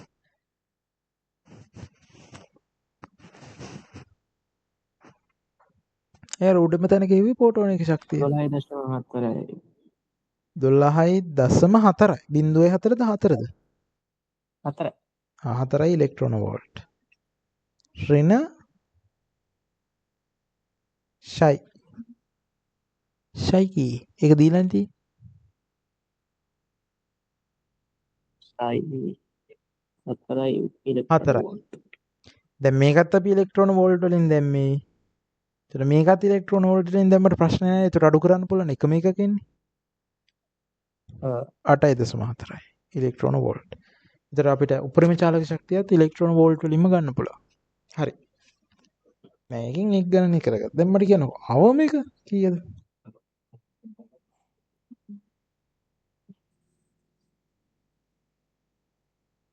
මෙහි මුක්ත වෙන ඉලෙක්ට්‍රෝනයකට තියෙන පුළුවන් අවම චාලක ශක්තිය කීයද? බිඳුව. ඉතින් බිඳුවට වඩා අඩු වෙන්න බෑනේ. එතකොට මොකද්ද මේ හොයන්නේ? මේ හොයන්නේ දැන් ඔයා දැක්කා මේ අරන් එන ෆෝටෝනයක් 12.4ක ශක්තියක් තියෙනවා. අවශ්‍ය වෙන්නේ 4යි ඉලෙක්ට්‍රෝන ගලවලා ගන්න. එතකොට එතන අතිරික්තයක් තියෙනවා 8.4ක්. දැන් මේකෙන් කියවෙන්නේ ඉලෙක්ට්‍රෝනයකට එන්න පුළුවන් උපරිම ශක්තිය 8.4යි කියන එකනේ. ඊට වඩා එන්න බෑ. හැබැයි ඒකේ අදහස ඉලෙක්ට්‍රෝනයට 8.4ක් මෙන්න ඕනි කියන එකද? නේද? ඊට වඩා අඩු වගේක් තියෙන්න පුළුවන්. අර ඒකෙන් කියන්නේ එන්න පුළුවන් වැඩි මගේ. හරි? ඉතින් ඊට වඩා අඩු ඕනගයක් තියෙන්න පුළුවන්. ඉතින් අඩු කියන්නේ ඉතින් 7.4 6 5 4 1 බිඳුව දක්වා එනකම් දෙන්න පුළුවන්.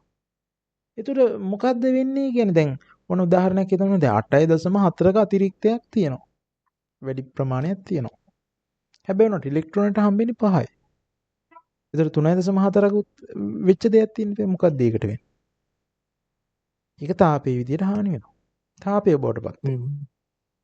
හරි. රයිට් මේක තමයි වැඩි එක K මයින් එක ඒක ඉතින් බිඳුවයි.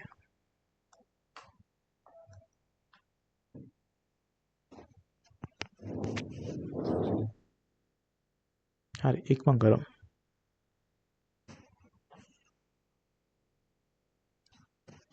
ඊළඟ එක කියන්නේ මොකද්ද කියලා කියන්න බලන්න.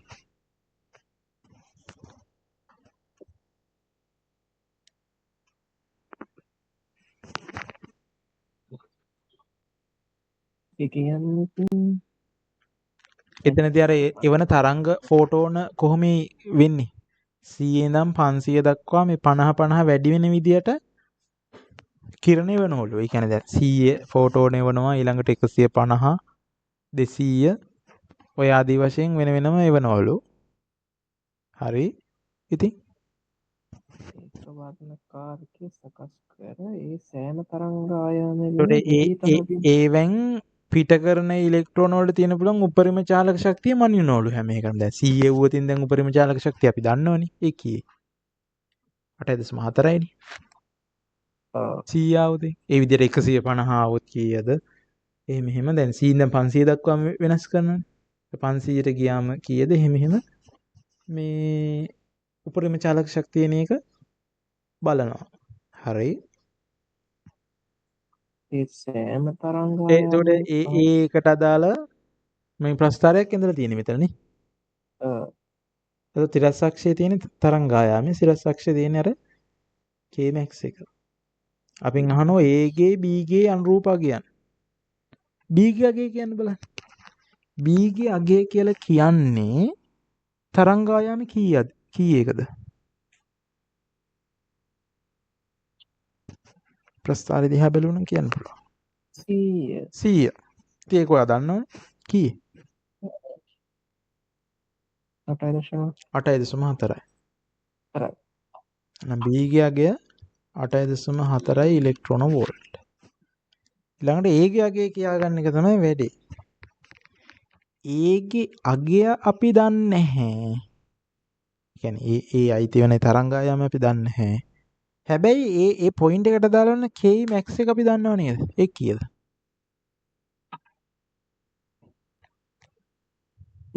බිඳුවයි. දැන් ඔයා දන්නවනේ අර සමීකරණ K max කියන එක සමාන වෙන්නේ මොකටද? HF ඍණ ෂයිට.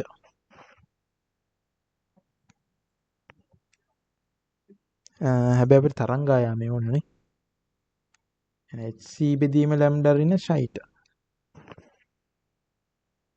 දැන් මේක දැක්කම මොකක් හරි දෙයක් හිතෙන්නේ නැද්ද?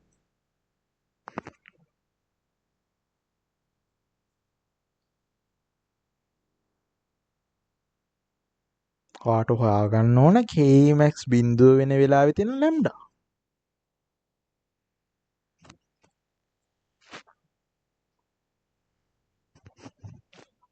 ඉතින් මේ සමීකරණ kmax බිඳුව කරන්නකො.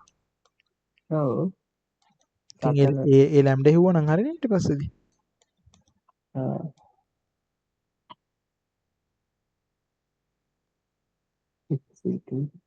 ෂයි.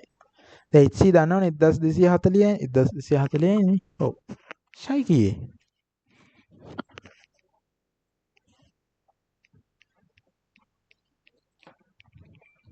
ෂයි දීලා තිබ්බා. ෂයි 4යි 4යි.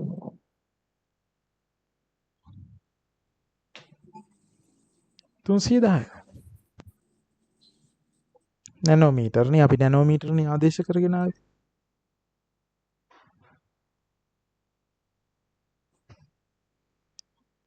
ඔන්න එයාගෙත් හරි B යගෙත් හරි.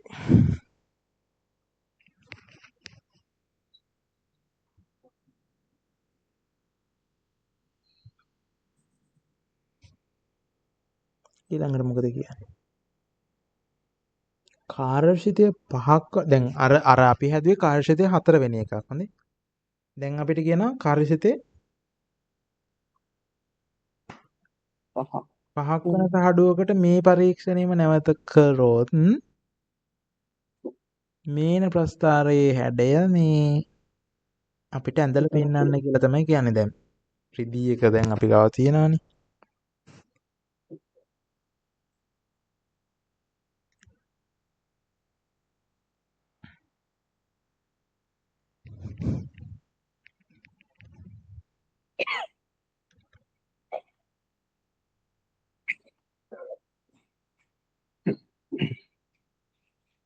දැන් ඔන්න ඔහොමනේ ආවේ. මෙතන කීයද ආවේ? 310 නේ. 310 මේක 100 100 දී මේක යගේ 12.4 නේ. ඔන්න ඔය විදිහටනේ තිබ්බේ. දැන්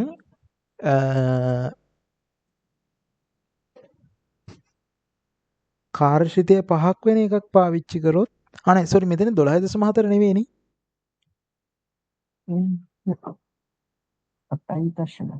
8 කීයද?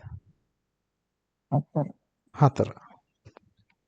ඇයි මේ Kmax එකනේ ඉතින් දාන්න තියෙන්නේ. ෆෝටෝනික ශක්තිය නෙවෙයි. අපි රන් පාවිච්චි කරා නම් මොකද වෙන්නේ?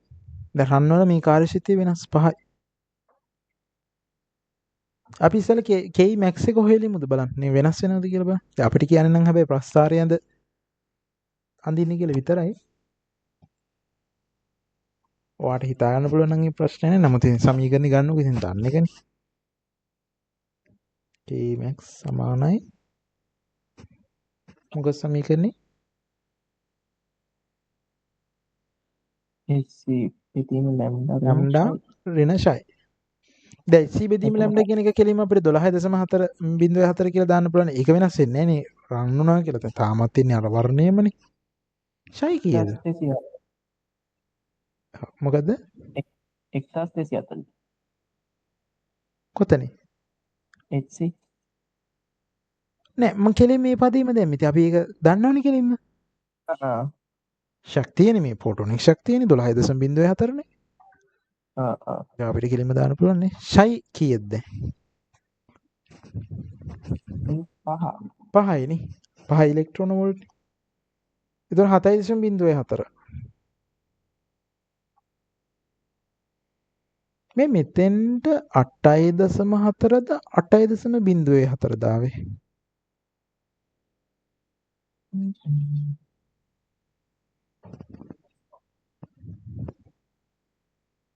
මට හිතෙන්නේ 8.04 එන්න ඕන.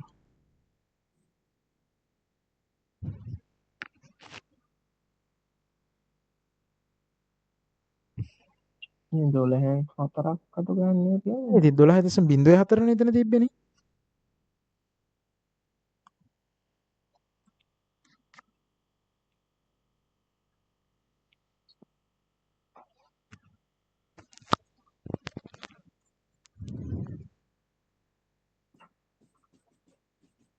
මොකක්ද අවුල? එහෙම නෙමෙයිද?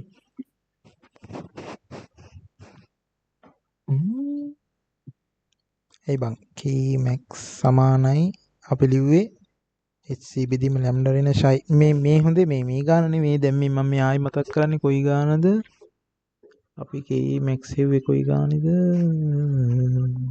සිවල එක ඒකේ දැන් හරි හරිනේ 12.4 0.4 නෑ 1යි 12.4 4ද 0.4 12.4 ආයි මෙතෙන්ට ආයි 12.4 නේ හරි 4 ආතර මෙතන 8.4 එහෙනම් මෙතන වෙනස් වෙනවනේ මෙතන 7.4 ආ 7.4 ඉලෙක්ට්‍රෝන වෝල්ට් ඒ කියන්නේ මේ හරියම වගේනේ අපිට මේක අඳින්න තියෙන ප්‍රස්ථාරයනේ අගයන් මේ හොයන්න කියලා නෙමෙයි තියෙන්නේ කමනේ අගයන් හොයාගත්තාම වැඩි ෂුවර්නේ එතන මෙතන ඒක අඩු වුණා මේ දැන් මෙතන මෙහි ලැම්ඩා එක දැනගත්තා නම් මෙහි හරි එන්නේ කියලා එතකොට ප්‍රස්ථාරය අඳිනවා මෙහිම හරිනේ එන්නේ හරි ඒකට මොකද්ද කරන්නේ එතන අගේ හොයාගන්න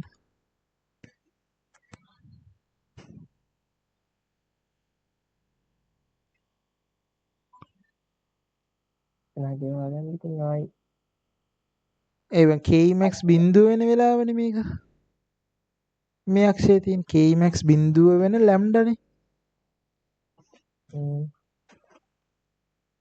ඉතින් අර කලින් හිව්ව විදිහම තමයි කලින් මොකද කරේ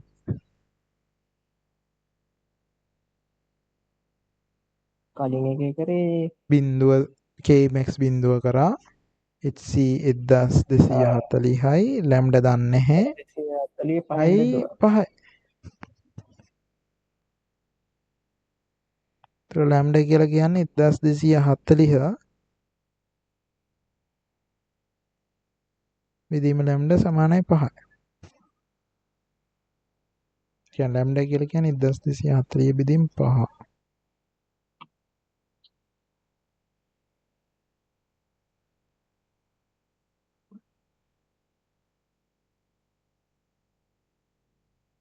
248 8යි ඒ කියන්නේ මෙන්න මේ හරි වගේ එකක් මෙන්න එහෙම ප්‍රස්ථාරයක් කියනනම්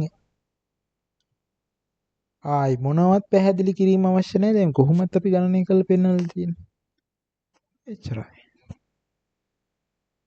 මේක නම් අහලා නැහැ ප්‍රස්ථාරය අඳින්න විතරයි ඉතින් කියලා තිබ්බනම් එහෙම ගන්නවා තියෙන්නේ හරි නේද එතකොට ඒකට මේ මේ තියෙන්න ඕනේ නේද මේ ප්‍රස්ථාරයට අමතරවනේ අරන් ඕනේ මේ ප්‍රස්ථාරෙත් තියෙන්න ඕනේ කියලා කිව්වේ ඒ කියන්නේ දැන් පොතේ තියෙන එක පිටපත් කර කියන්නේ ඔව් ඉතින් ඒ කියන්නේ මෙහෙමනේ දැන් ඒ අරකට සාපේක්ෂව උඩ පැත්තෙන්ද යට පැත්තෙන්ද ඇඳුනේ කියලා බලන්න නේ ඔය එහෙම අඳින්නේ කියන්නේ. ඉතින් අරක නැත්තම් අපිට හිතා ගන්න බෑනේ මේ කොහින්ද ඇඳලා තියෙන්නේ කියලා. දැන් හිතනකො මේක නම් අවුලන්නේ අපි අගයන් දෙක ගණනය කරපු නිසා ඉතින් මෙතන පේන්න තියෙනවා. එයාලා බලාපොරොත්තු වෙන්නේ මේකට උඩින් ඇඳලාද යටින් ඇඳලාද කියන එක බලා ගන්නනේ.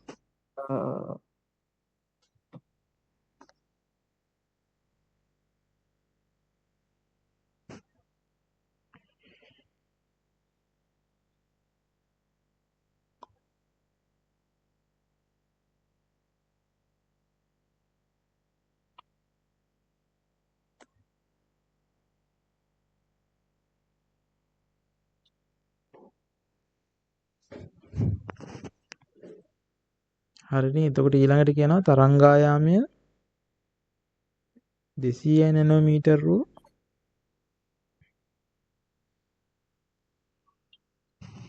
එකම පොටෝන කදම්බයක් තහඩු දෙක මත වෙන වෙනම පතිත කරනවලු. ඒ කියන්නේ රිදී මතයි රන් මතයි. 200 නැනෝමීටර් හරි.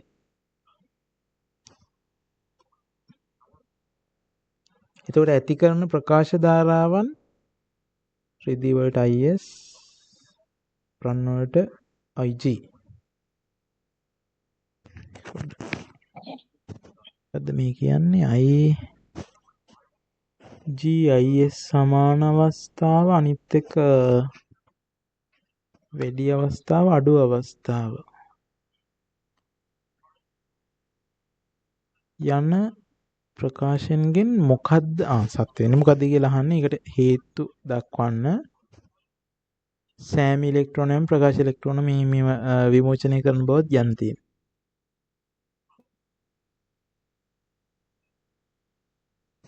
මේ ටික හරි නේද? මේ ටික ක්ලියර් කරනවා. හරි.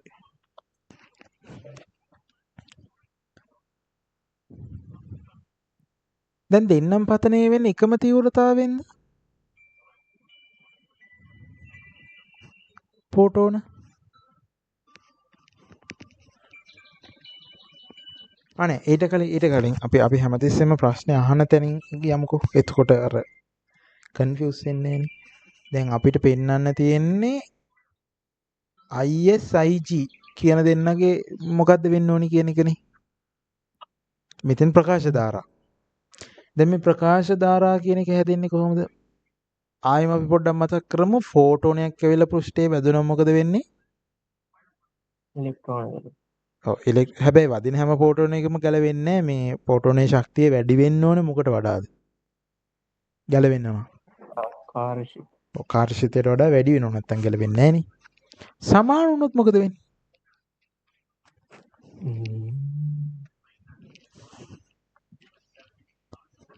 ගැලවෙන්නේ කොලේ ගන්න. සමාන වුණොත් මොකද වෙන්නේ? මං කොලේ ලියවලා තියෙන්නේ. මේ එදා කොල ටික හැදුවද? මට අහන්නම තුන කොහොමද මැසේජ් එකක් දෙන්නේ නැහැ. ඔව් හැදුවා. ඔක්කොම ටික හොයාගත්තා. ඊළඟ දවසේ නෑ කියන්න බෑ. කොල ටික ගානට ෆයිල් කරලා තියා ගන්න ඕන. හරි. හරි. අනිකට ගන්න. මේ දැන් කොලේ ගන්න කිව්වහම අරකින් තියෙන කොලේ ඇදලා ගන්න එපා. අර පිළිවෙලටම පෙල්ලන්න. එතකොට ආයි මාරු වෙන්නේ නෑනේ. මොකද ඒක ඇදලා ගත්තාම ආයි යතෙන්ද දාන්න ගියාම කරදරයි. දැන් නම් ඕකට සම්පූර්ණයෙන්ම කට්ටක් ගහගත්ත ප්‍රශ්නයක් නෑ. මොකද තව ගොඩාක් එහෙම ලොකු තියරි ඇඩ් වෙන්නේ නෑ. ඕවලට පොඩි ඒවා තියෙන්නේ. පෘෂ්ඨය මතට පැමිණේ. පෘෂ්ඨය මතට පැමිණේ ඒක වෙන්නේ. අර වැඩි වුණොත් මොකද වෙන්නේ? එතකොට ප්‍රකාශ ඉලෙක්ට්‍රෝනයක් විදිහට මුක්ත වෙනවනේ. අරක පෘෂ්ඨයේ වෙතට විතරයි ඉන්නේ. අර වැඩි වුණාම වෙන්නේ ශක්තිය එළියටම එනවා. හරි. දැන් ප්‍රකාශ ධාරාව ඇති වෙනවා නම් වැඩි වෙන වෙලාවක් වෙන්නේ බෑ. හරි. දැන් එතකොට ඒ ඉලෙක්ට්‍රෝන එනවා. ඉලෙක්ට්‍රෝන වලින් දැන් ධාරාව හදන්නේ. ධාරාව කියලා කියන්නේ මොකද්ද? ඉලෙක්ට්‍රෝන ගලන ශීඝ්‍රතාවනේ. ඉලෙක්ට්‍රෝන නෙමෙයි. ආරෝපණය ගලන ශීඝ්‍රතාව. දැන් ආරෝපණ විදියට යන්නේ මොනවද? ඉලෙක්ට්‍රෝනනේ. එහෙනම් ඉතින් ඉලෙක්ට්‍රෝන ගලන ශීඝ්‍රතාවනේ. ඒකට සමානුපාතිකයි. හරි. එතකොට දැන් ඉලෙක්ට්‍රෝන ගලන්න නම් ගැලවෙන්න එපයි. ඉලෙක්ට්‍රෝන ගැලවෙන ශීඝ්‍රතාව තීරණය කරන්නේ මොකෙන්ද? ඔයා දන්නව ඉලෙක්ට්‍රෝනයක් ගැලවෙන නම් මොකක්ද ඕනි කරන්න කියලා? ෆෝටෝන එන ශීඝ්‍රතාවනේ එකට බලපාන්නේ නේ. හරි. දැන් ෆෝටෝන එන ශීඝ්‍රතාව කියන්නේ තප්පරයකට ෆෝටෝන එන ශීඝ්‍රතාව මොකින්ද තීරණය වෙන්නේ?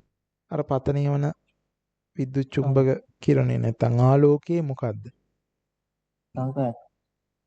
මොකද්ද? සංඛ්‍යාතයෙන් වෙන්නේ ෆෝටෝනික ශක්තියනේ.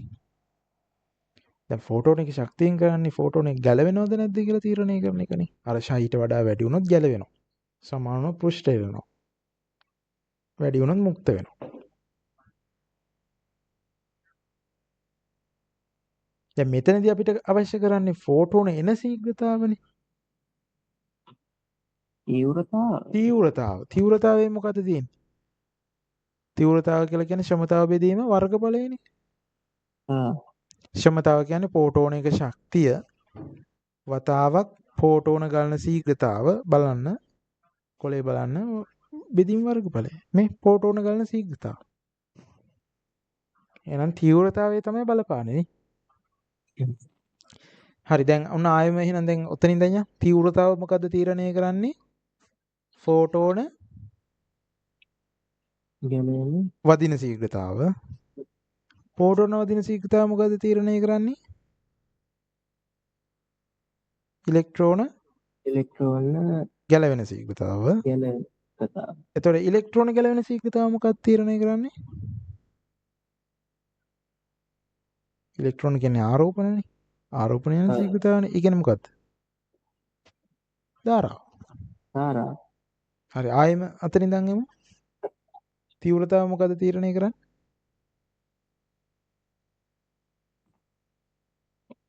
මෙතනම ලියලා තියෙන්නේ.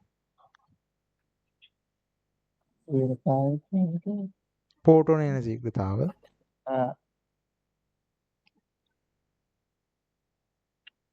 පෝටෝන එන ශීඝ්‍රතාව මොකක්ද තීරණය කරන්නේ? ඉලෙක්ට්‍රෝන ගැලවෙන ශීඝ්‍රතාව. ගැලවෙන ශීඝ්‍රතාව. එතකොට ඉලෙක්ට්‍රෝන ගැලවෙන ශීඝ්‍රතාව මොකක්ද තීරණය කරන්නේ? ධාරාව. ප්‍රකාශ ධාරාව. හරි. දැන් එහෙනම් මේකට වෙන්න ඕනි මොකක්ද? මෙතන තියෙන උත්තරය.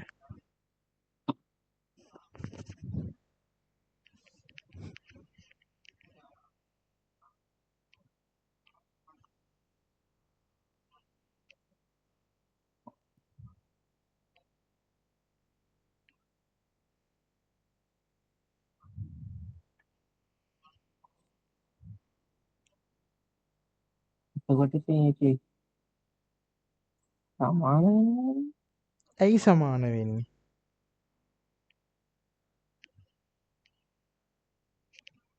එකම කරන්නේ. ඔව්. කියන්න උත්සාහ කරන්න කියන්න උත්සාහ. ඇහුන්නේ. එකම ෆෝටෝන කදම්බයක් නේ නෝනියරින්. එකම පෝටෝන කදම්බයක්.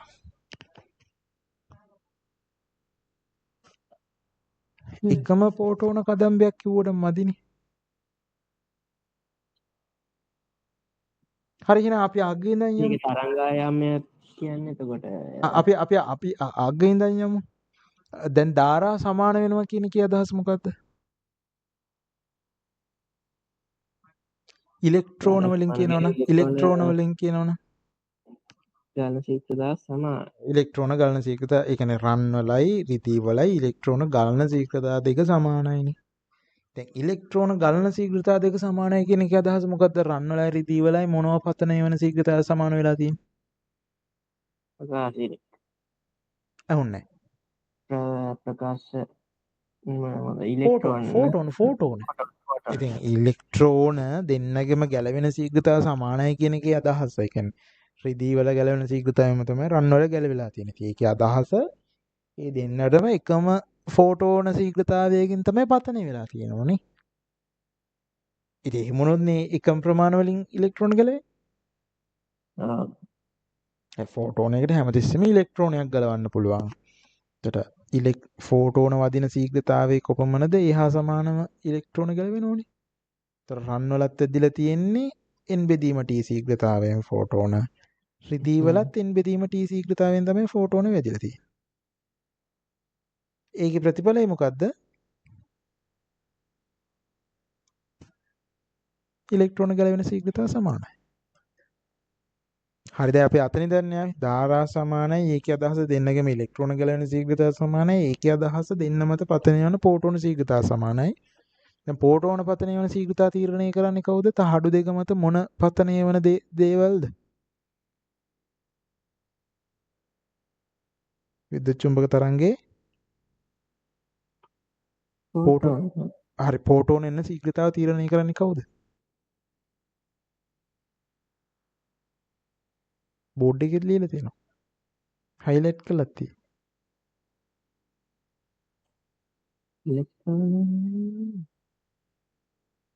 තීව්‍රතාවනේ. නේ ඒ ටික පැටලෙනවනේ. ඒ ලොකු දෙයක් නෑනේ. හරිද? දැන් මෙහෙමයි. පැටලෙනවා කියන්නේ මෙහෙමයි. හරිද? ඔයා ඉස්සෙල්ලා පද ටික ඔයා ඔලුවට ගන්නවා. දැන් මෙහෙම මම කියන එක මතක තියාගත්තට ඔයාට කොහොමද බෑ. මොකද මම කියන්නේ මගේ ඔලුවේ තියෙන මතකෙන්නේ. එතකොට ඔයා ඉස්සෙල්ලා මේ පද ටික ඔයාගේ ඔලුවට ගන්න ඕන.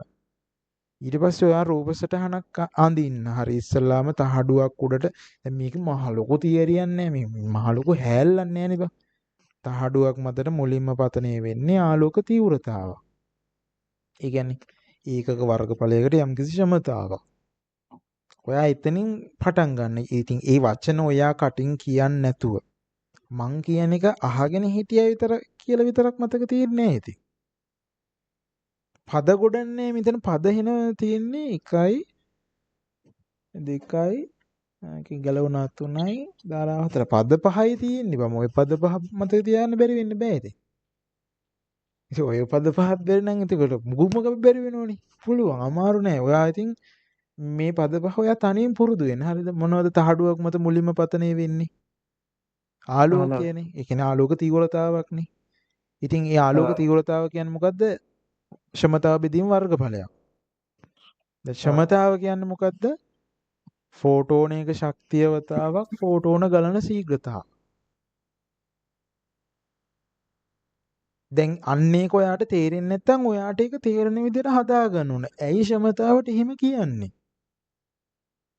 දැන් ෆෝටෝනයක ශක්තියක් කියන එකට අපිට ක්ෂමතාවක් කියන්න බෑනේ. ක්ෂමතාවක් කියලා කියන්නේ තප්පරයකට අරන් එන ශක්තිය. ෆෝටෝනයක ශක්තියක් කියලා කියන්නේ තප්පරයකට අරන් එන ශක්තියක් නෙවෙයිනේ. ඒ කියන්නේ අපි දැන් ක්ෂමතාවක් කියලා කියන්නේ මොකද? තප්පරයකට අරන් එන ශක්තිය. E කියලා කියන්නේ මොකද්ද? එක ෆෝටෝනයක ශක්තිය. එතකොට ඔයා එතනට දාගන්න ඕනේ මොකද්ද? එක තප්පරයකට අරන් එන ශක්තියනේ. එතකොට ෆෝටෝන ගලන ශීඝ්‍රතාව කියන එකේ අදහස මොකද්ද? එක තප්පරයකට ෆෝටෝන යම්කිසි ප්‍රමාණයක් එනවා. අර පැකට් විදියට එනවා. එතකොට ඒන හැම එකටම E කියලා ශක්තියක් තියෙනවනේ. එතකොට ඒකේ අදහස මොකද්ද? ඒකෙන් ගුණ කරාම එන්නේ මොකද්ද? තප්පරයකට අරන් එන මුළු ශක්ති ප්‍රමාණය. අන්න ඒක තේරෙන්නේ නැද්ද? දැන් ඒ කියන්නේ ක්ෂමතාව කියන එකේ අදහස මොකද්ද? තප්පරයකට අරන් එන ශක්තිය. එතකොට ඒක ගන්නෙ කොහොමද? එක ෆෝටෝනයක ශක්තිය අපි දන්නවා. තප්පරයකට එන ෆෝටෝන ශීඝ්‍රතාවක් දන්නවා. ඉතින් මේ දෙන්නගේ ගුණිතෙන් ඉන්න ඕනේ. ඒකට ක්ෂමතාව වෙන්න ඕනේ. එතකොට ඒක බෙදීම වර්ගඵලය. හරි දැන් තීව්‍රතාවක්නේ පතනේ වෙන්නේ. මේ තීව්‍රතාව ඇතුළේ ඒතකොට මොකද තියෙන්නේ? තප්පරයකට එන ෆෝටෝන ගන්න. ඒත් E සමානයි මේ සමීකරණයෙන් අපිට කියන්න පුළුවන් I සමානුපාතිකයි n බෙදීම t කියලා. තීව්‍රතාව කියන්නේ ෆෝටෝන අරන් එන ශීඝ්‍රතාව. හරි. ඊට පස්සේ එක ෆෝටෝනයකට ඉලෙක්ට්‍රෝන ගලවන්න පුළුවන් එක නම් තප්පරයකට n බෙදීම t ශීඝ්‍රතාවයෙන් ෆෝටෝන වදිනවා නම් එහෙනම් ඉලෙක්ට්‍රෝන ගැලවෙන ශීඝ්‍රතාවත් ඒකම වෙන්න බෑ. අන්න ඒක තේරෙන්නේ නැද්ද? ඒ කියන්නේ දැන් එක ෆෝටෝනයක් වැදුනහම ඉලෙක්ට්‍රෝන එක නම් ගැලවෙන්නේ. තප්පරයකට ෆෝටෝන 10ක් වැදුනොත් ඉලෙක්ට්‍රෝන 10යිනේ බා. දැන් මේ n බෙදීම t කියන එකට බය වෙන්න එපා. මොකද මේ n බෙදීම t කියන්නේ? ෆෝටෝන ගලන ශීඝ්‍රතාව. ෆෝටෝන ගලන ශීඝ්‍රතාවය. ඒ කියන්නේ තප්පරයකට එන ෆෝටෝන ගන්න. ඉතින් තප්පරයකට එන ෆෝටෝන ගන්න n බෙදීම t නම් එහෙනම් ඉලෙක්ට්‍රෝන ගැලවෙන ප්‍රමාණයත් n බෙදීම t වෙන්න ඕන. එහෙම කියන්නේ කවුල්ද? නෑ හයයි. හරිනේ. එතකොට ඉලෙක්ට්‍රෝන ගැලවෙන ශීඝ්‍රතාවත් ඒකෙන්. ෆෝටෝන වදින ශීඝ්‍රතාවට සමානව ඉලෙක්ට්‍රෝන ගැලවෙනවා. ඉතින් දැන් ඉලෙක්ට්‍රෝන ගැලවෙන ශීඝ්‍රතාවටනේ බං ආරෝපණය යන්නේ. එක ඉලෙක්ට්‍රෝනයකට යම්කිසි ආරෝපණයක් තියෙනවා. ඉතින් ඉලෙක්ට්‍රෝන යම්කිසි ශීඝ්‍රතාවයෙන් ගැලවෙනවා නම් යම්කිසි ශීඝ්‍රතාවයකින් ආරෝපණය යනවා. එහෙනම් ඉතින් ඉලෙක්ට්‍රෝන ගැලවෙන ශීඝ්‍රතාව සමානුපාතිකයිනේ ධාරාවට.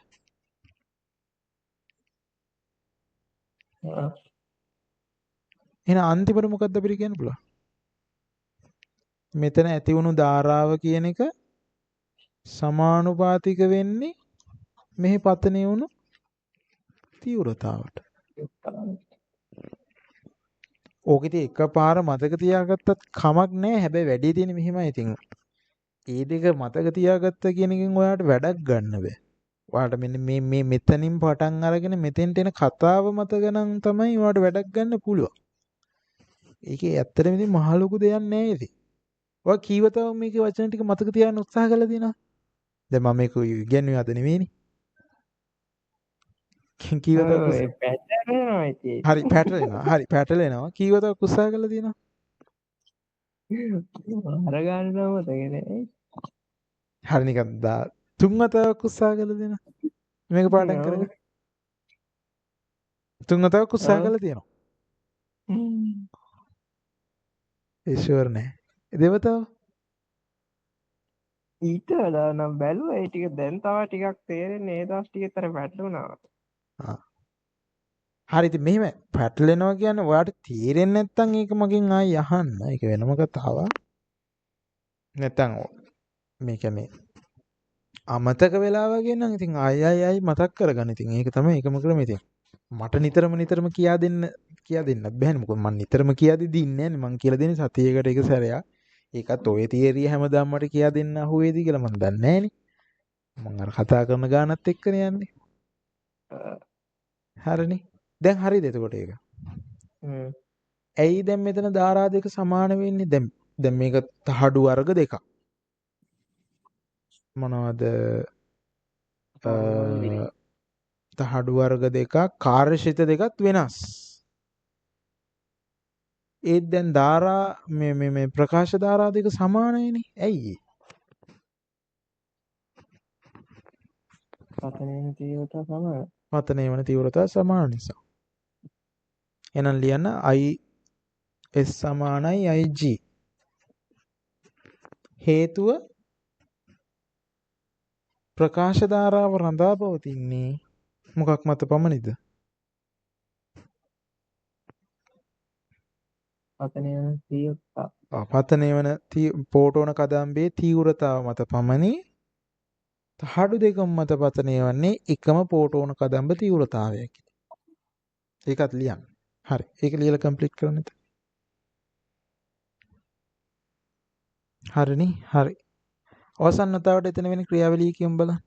මෙන්න තහඩුව තියෙනවා. හරි. මේ තහඩුව මත දැන් මොනවද පතනය වෙන්නේ? මොනවද? ආලෝකද ඔව්. එයාට මොනවද තියෙන්නේ? ෆෝටෝ. ෆෝටෝන ඒ කියන්නේ අපි අර මේකින් කියමු තීව්‍රතාව. තීව්‍රතාව. හරි. තීව්‍රතාව කියන්නේ මොකද? අපි සයිඩ් එකකින් හඳුන්වා ගමු. මොකක්ද සමතෝ පීපීමේ ක්ෂමතාව බෙදීම වර්ගඵලය. අපි ඒක පොඩ්ඩක් පද ටික හදමු. ක්ෂමතාව කියන එක හදන්න පුළුවන් මේ දැන් මේ තීව්‍රතාව කියන එකකින් කියන්නේ නම් පෝටෝන එන ශීඝ්‍රතාව. පෝටෝන එන ශීඝ්‍රතාව අපි n බෙදීම t කියලා කියමු. දැන් ක්ෂමතාව හදමු ඒක පාවිච්චි කරලා. පෝටෝන එකේ ශක්තිය E. ඊගුණ කිරීම n බෙදීම t එකෙන් ක්ෂමතාව වෙනවා. හරි මේවා මෙහිමයි. මේවා කියවනකොට අර නිකම්ම මේ E ගුණ කිරීමෙන් බෙදීම t කියලා එහෙම ලියන්න එපා. ක්ෂමතාව කියන එකේ අදහස මොකක්ද? ඒ අදහස පොඩ්ඩක් අර ඇඟට ගන්න උත්සාහ කරන්න. ක්ෂමතාව කියන්නේ තප්පරයකට යන ශක්තියනේ. එහෙනම් මේ තප්පරයකට යන ශක්තිය තමයි මේ පද දෙක ගුණ කරාම එන්නේ කියන එක. අර එහෙම පොඩ්ඩක් අයිඩියා එක කරන්න. මේ ගන්න නැත්නම් අර නිකම් මේ පද ටික කටපාඩම් කරා කියලා කිසි තේරුමක් නැහැ. හරි මේක ඔයාලට තේරෙන්නේ නැත්නම් එහෙම කරා කියලා වැඩක් නැහැ කියලා. හරි. ඔන්න තීව්‍රතාව. දැන් ඒතර මෙතනින් අපිට අන්තිමට ගන්න පුළුවන් මොකද්ද මේ අපි හදාගත්ත එකේ? මේ තීව්‍රතාව කියන එක සමානුපාතිකයි. ප්‍රකාශ ධාරා. මෙතන ධාරාවක් නැහැ. ධාරා නෑ මේ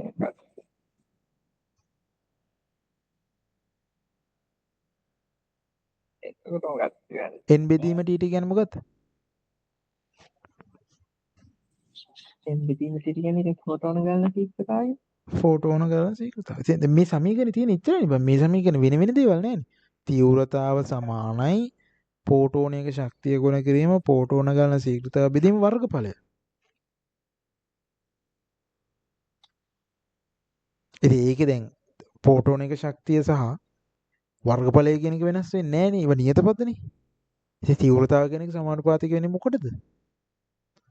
පෝටෝන එන ශීඝ්‍රතාවට. තාමත් ඒක අවුල් වගේද මේ කියන එක? නෑ හරිනේ පෝටෝන එන ශීඝ්‍රතාව. හරි.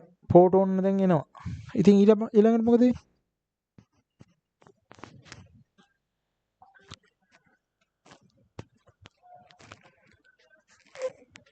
ඊළඟට තියෙන ඉලෙක්ට්‍රෝන කියලා. ඉලෙක්ට්‍රෝන ගැලවෙනවා. හරි.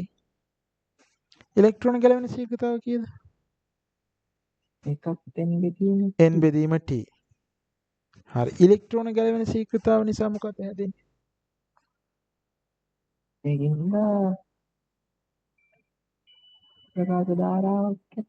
ප්‍රකාශ ධාරාවක් හැදෙනවා. ඉතින් මේක සමානුපාතිකයි ප්‍රකාශ ධාරාවට. එතකොට අන්තිමට අපිට නිගමනය කරන්න පුළුවන් මොකද්ද? තීව්‍රතාවය පතනය ප්‍රකාශ ධාරාවක් මොකක්ද? ප්‍රකාශ ධාරාව පතනය වෙන්නේ නැහනේ. නෑ මේ තීව්‍රතාව මුක්ත වෙන තාවය ප්‍රකාශ ධාරාවට සමානුපාතිකයි. හරි මේක හරිද? හරි. මොකද අන්තිම කොටස කියන්නේ? හරි ඉතින් මේ ප්‍රශ්නේ කරනවා නම් ඉතින් මේ වගේ එකක් කරන්න පුළුවන් වෙනවා. ඉතින් මේ වගේ එකක් ඔයාට අමාරුයි වගේ මෙහෙම ඉතින් අමාරුයි කියලා බැලුවොත් එතන මොකක් එකක් කරන්න බෑ. ඉතුරු වෙන්නේ නැහනේ. මේ ඉතින් මේ පාරේ ඉන්නේ මේ වගේ ගානක් ඈ. ප්‍රකාශ විද්‍යුත් ආචරණය x කිරණ. නැත්තම් විකිරණශීලීතාව ඔය ආර්ධායු කාලයත් එක්ක යන ඒ පාර්ට් එකෙන් එක. මට හිතෙන්නේ ගොඩක් දුරට මේකෙන් ඒවි. ඒක නිසා ඉතින් ওই පද ටික පුරුදු කරගන්න හන්දේ. තව වැඩි දවසක් නැහැ. මේ ඒ තවුල් වගේ නම් කියන්න. එතකොට මම ආයි පොඩ්ඩක් තේරෙන ගානට එනකන් කියලා දෙන්නම්. හරි. COVID-19 වෛරසය අක්‍රිය කිරීම සඳහා 222 නැනෝමීටර් විකිරණ භාවිතා කළ හැකි බව වාර්තා වෙලා තියෙනවලු. හැබැයි මේවා උපරිම වශයෙන් නිරාවරණය මේ සීමා වෙන්නේ පැය 8ක් තුල වර්ග සෙන්ටිමීටරයට මිලි ජූල් 24යි. වර්ග සෙන්ටිමීටර කියන්නේ අර වර්ගඵලයක්. මිලි ජූල් කියන්නේ ශක්තියක්.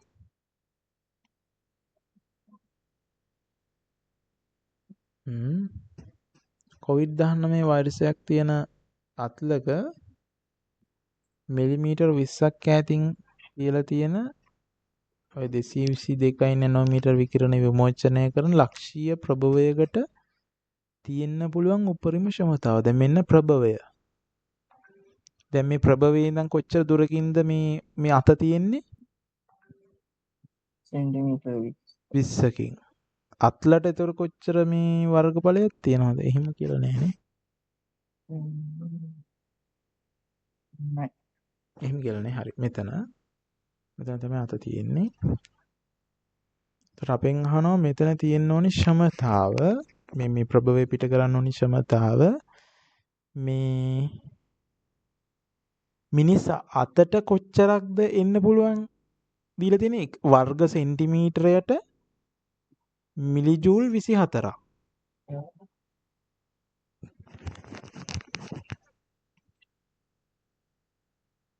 මේ තීව්‍රතාව නේද? තීව්‍රතාව කියන්නේ මොකක්ද?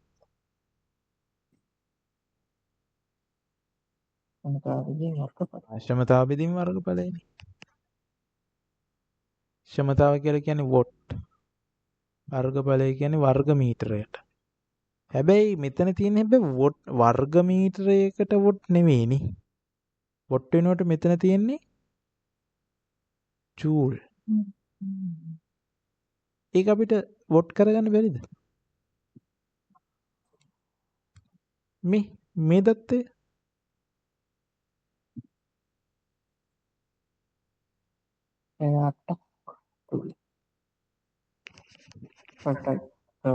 මෙතන අට 3.6 කියන්නේ නෑ මං අහන්නේ. දැන් අපිට දීලා තියෙන ඒකක වර්ගඵලයට ශක්තියනේ.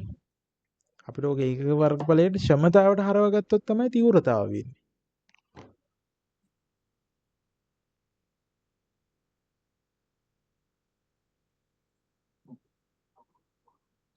ඒ ශක්තිය කියන එක මේ ක්ෂමතාව කරන්න නම් කාලෙන් බෙදන්නනේ ඕනේ. 8 වැඩි කිරීම 3,600. 8 වැඩි කිරීම 3600න් එන්නේ දැන්. පැය 8 කියන එක තප්පර වලට හැරිලානේ. අර්ග බෙදන්න ඔව් ඒක බෙදන්න ඕන අරගෙන.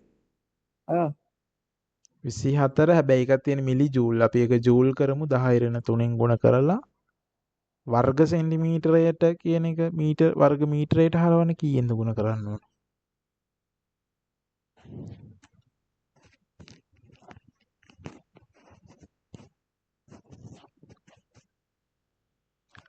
සාරින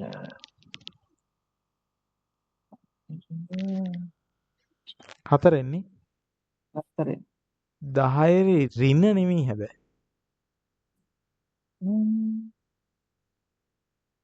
10 4. හරි ඒක තේරෙන්නේ නැත්නම් මෙහෙම කරන්නකෝ. දැන් මිලි ජූල් හරිනේ. වර්ග සෙන්ටිමීටර යටනේ තියෙන්නේ. මේ වර්ග සෙන්ටිමීටරයටනේ මෙතන තියෙන්නේ. වර්ග සෙන්ටිමීටරයට කියන එකේ අදහස වර්ග සෙන්ටිමීටර කියන එකේ යට. හරිනේ? ආයතන දැන් වර්ග සෙන්ටිමීටර මේ වර්ග මීටර කරන්න දන්නවනේ. 10^4න් ගුණ කරනවා.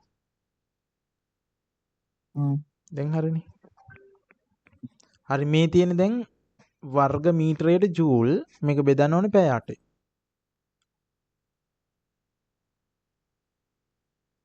තොන්දා 600. හරිනේ?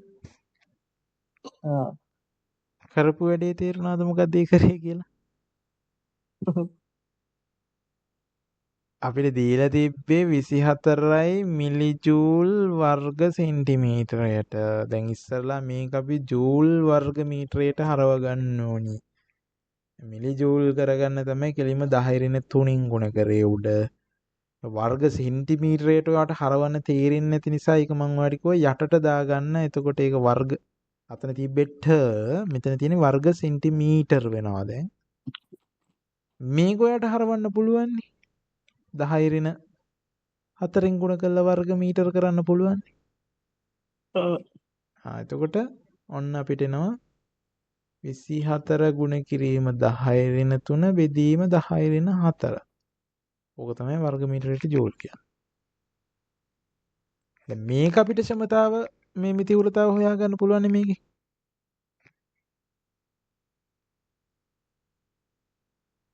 දහයරෙන 4 බෙදීම වර්ගඵලය. අනේ මේ වර්ගඵලය නෙමෙයි මේ කාලෙන් බෙදන්න ඕනේ. මේ තියෙන්නේ වර්ග මීටරයට ජූල්. ඒක තප්පර වලින් බෙදුවාම වර්ග මීටරයට තප්පරයට ජූල්. ඒ කියන්නේ ක්ෂමතාව. අන්න එතකොට මේක වොට් වෙනවා. වර්ග මීටරයට වොට්. ඔන්න තීව්‍රතාව. ඒ කියන්නේ අත්ල ආසන්නයේ තියෙන ඕනි තීව්‍රතාව මේකෙන් එනවනේ.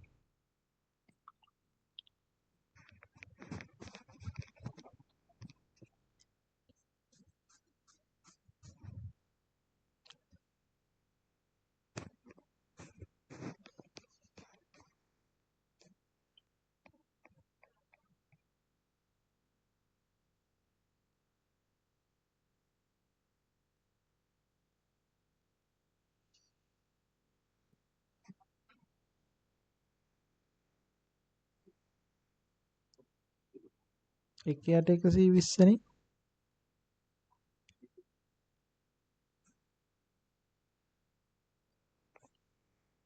වර්ග මීටරයට වොට්.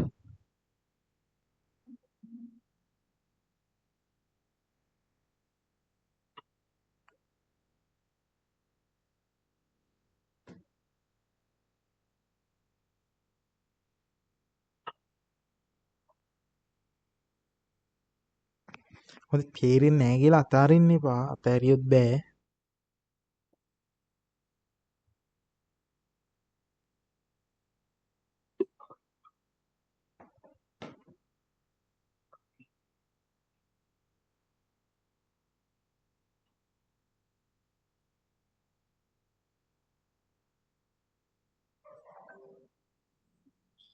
මේ අපි මොකද්ද හොයාගත්තේ? අත්ලාසන්නේ තියෙන ඕනේ තීව්‍රතාව. හරිනේ?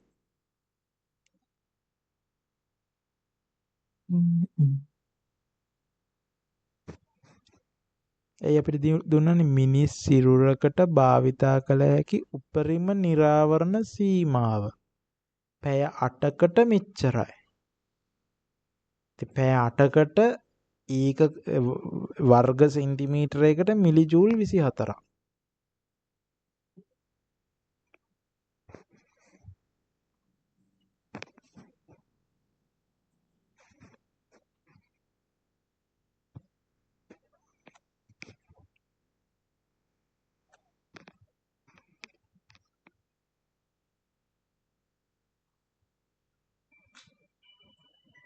දැන් ඒක තේරුණාද වර්ග මීටරයට වොට් 120ක් කරගන්න කිව්වේ හැටි?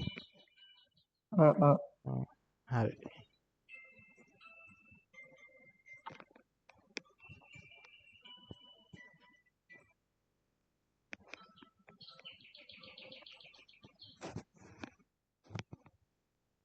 හරි. දැන් අපි මේ තීව්‍රතාවනේ තියෙන මෙතනට නිකන් ආවද? මේක හරියද?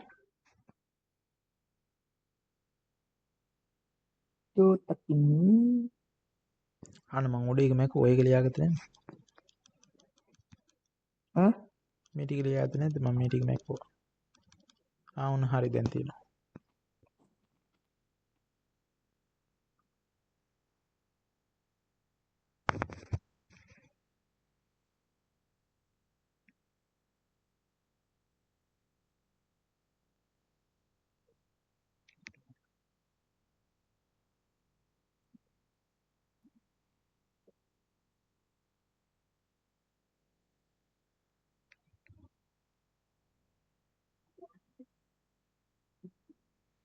අපි මොකද කරේ ඉස්සරලාම අපිට දුන්නනේ දත්ත දෙකක් වර්ග සෙන්ටිමීටරයට පැය 8ක් ඇතුළත මිලි ජූල් 24ක් තමයි අතට දරා ගන්න පුළුවන්. ඒතර ඒක පාවිච්චි කරා ඇත්තටම අතට දරා ගන්න පුළුවන් තීව්‍රතාව හොයන්න. තීව්‍රතාව කියලා කියන්නේ ක්ෂමතාව බෙදීම වර්ගඵලයනේ. ක්ෂමතාව කියන්නේ ශක්තිය බෙදීම කාලය. බෙදීම වර්ගඵලය. දැන් අපි දන්න ඕනේ දරා ගන්න පුළුවන් ශක්තිය මිලි ජූල් 24ක්. කොච්චර කාලයකටද? පැය 8කට. කොච්චර වර්ගඵලයකටද? වර්ග සෙන්ටිමීටරයකට. ඔය ටික ආදේශ කරා නම් අපිට තීව්‍රතාව ගන්න පුළුවන්. සම්මත ඒක වලින්. 1/120 කියලා ආවේ ඒක. හරි. දැන් ඔන්න අපි මේ සමීකරණය ඇත්තටම පාවිච්චි කරන්න යනවා. අපි දන්නවා දැන් මේ P ක්ෂමතාව තියෙන ප්‍රභවය ශක්තිය වන්නේ අපේ අත පැත්තට විතරක් නෙවෙයිනේ. හැම පැත්තටම යවනවනේ. ඒ කියන්නේ ගෝල විදියට තමයි යවන්නේ. ඒතර ගෝලයේ එක තැනක් තමයි අපි අත කියන්නේ. එහෙනම් P ක්ෂමතාව අපේ මේ අත අහුවෙන විදියට ගෝලයක් ඇන්දොත් අන්නේ ගෝලයක තැනකනේ තියෙන්නේ. හරි. එහෙනම් P ක්ෂමතාව බෙදනවා ගෝලයේ වර්ගඵලයෙන් 4πr වර්ග වලින්. ඒතර ගෝලයේ ඒකක වර්ගඵලයකට තියෙන එක එනවනේ. අපි දන්නවා අන්න එහෙම එක තැනකට ඒ කියන්නේ අපි අත තියෙන තැනට එන්න ඕනේ 1/120. අපි දුරක් දන්නවා අත තියෙන්නේ සෙන්ටිමීටර් 20ක් දුරින්. එහෙනම් මේ අපි නිර්මාණය කරපු ගෝලය අරේ සෙන්ටිමීටර් 20ක් වෙන්න බෑ. එහෙනම් ක්ෂමතාව සුළු කරාම මේ ටික ආදේශ කළා 0.04ක් වෙනවා. අවුල් වගේද? අමාරුයිද? ආයෙ තව බලන්න.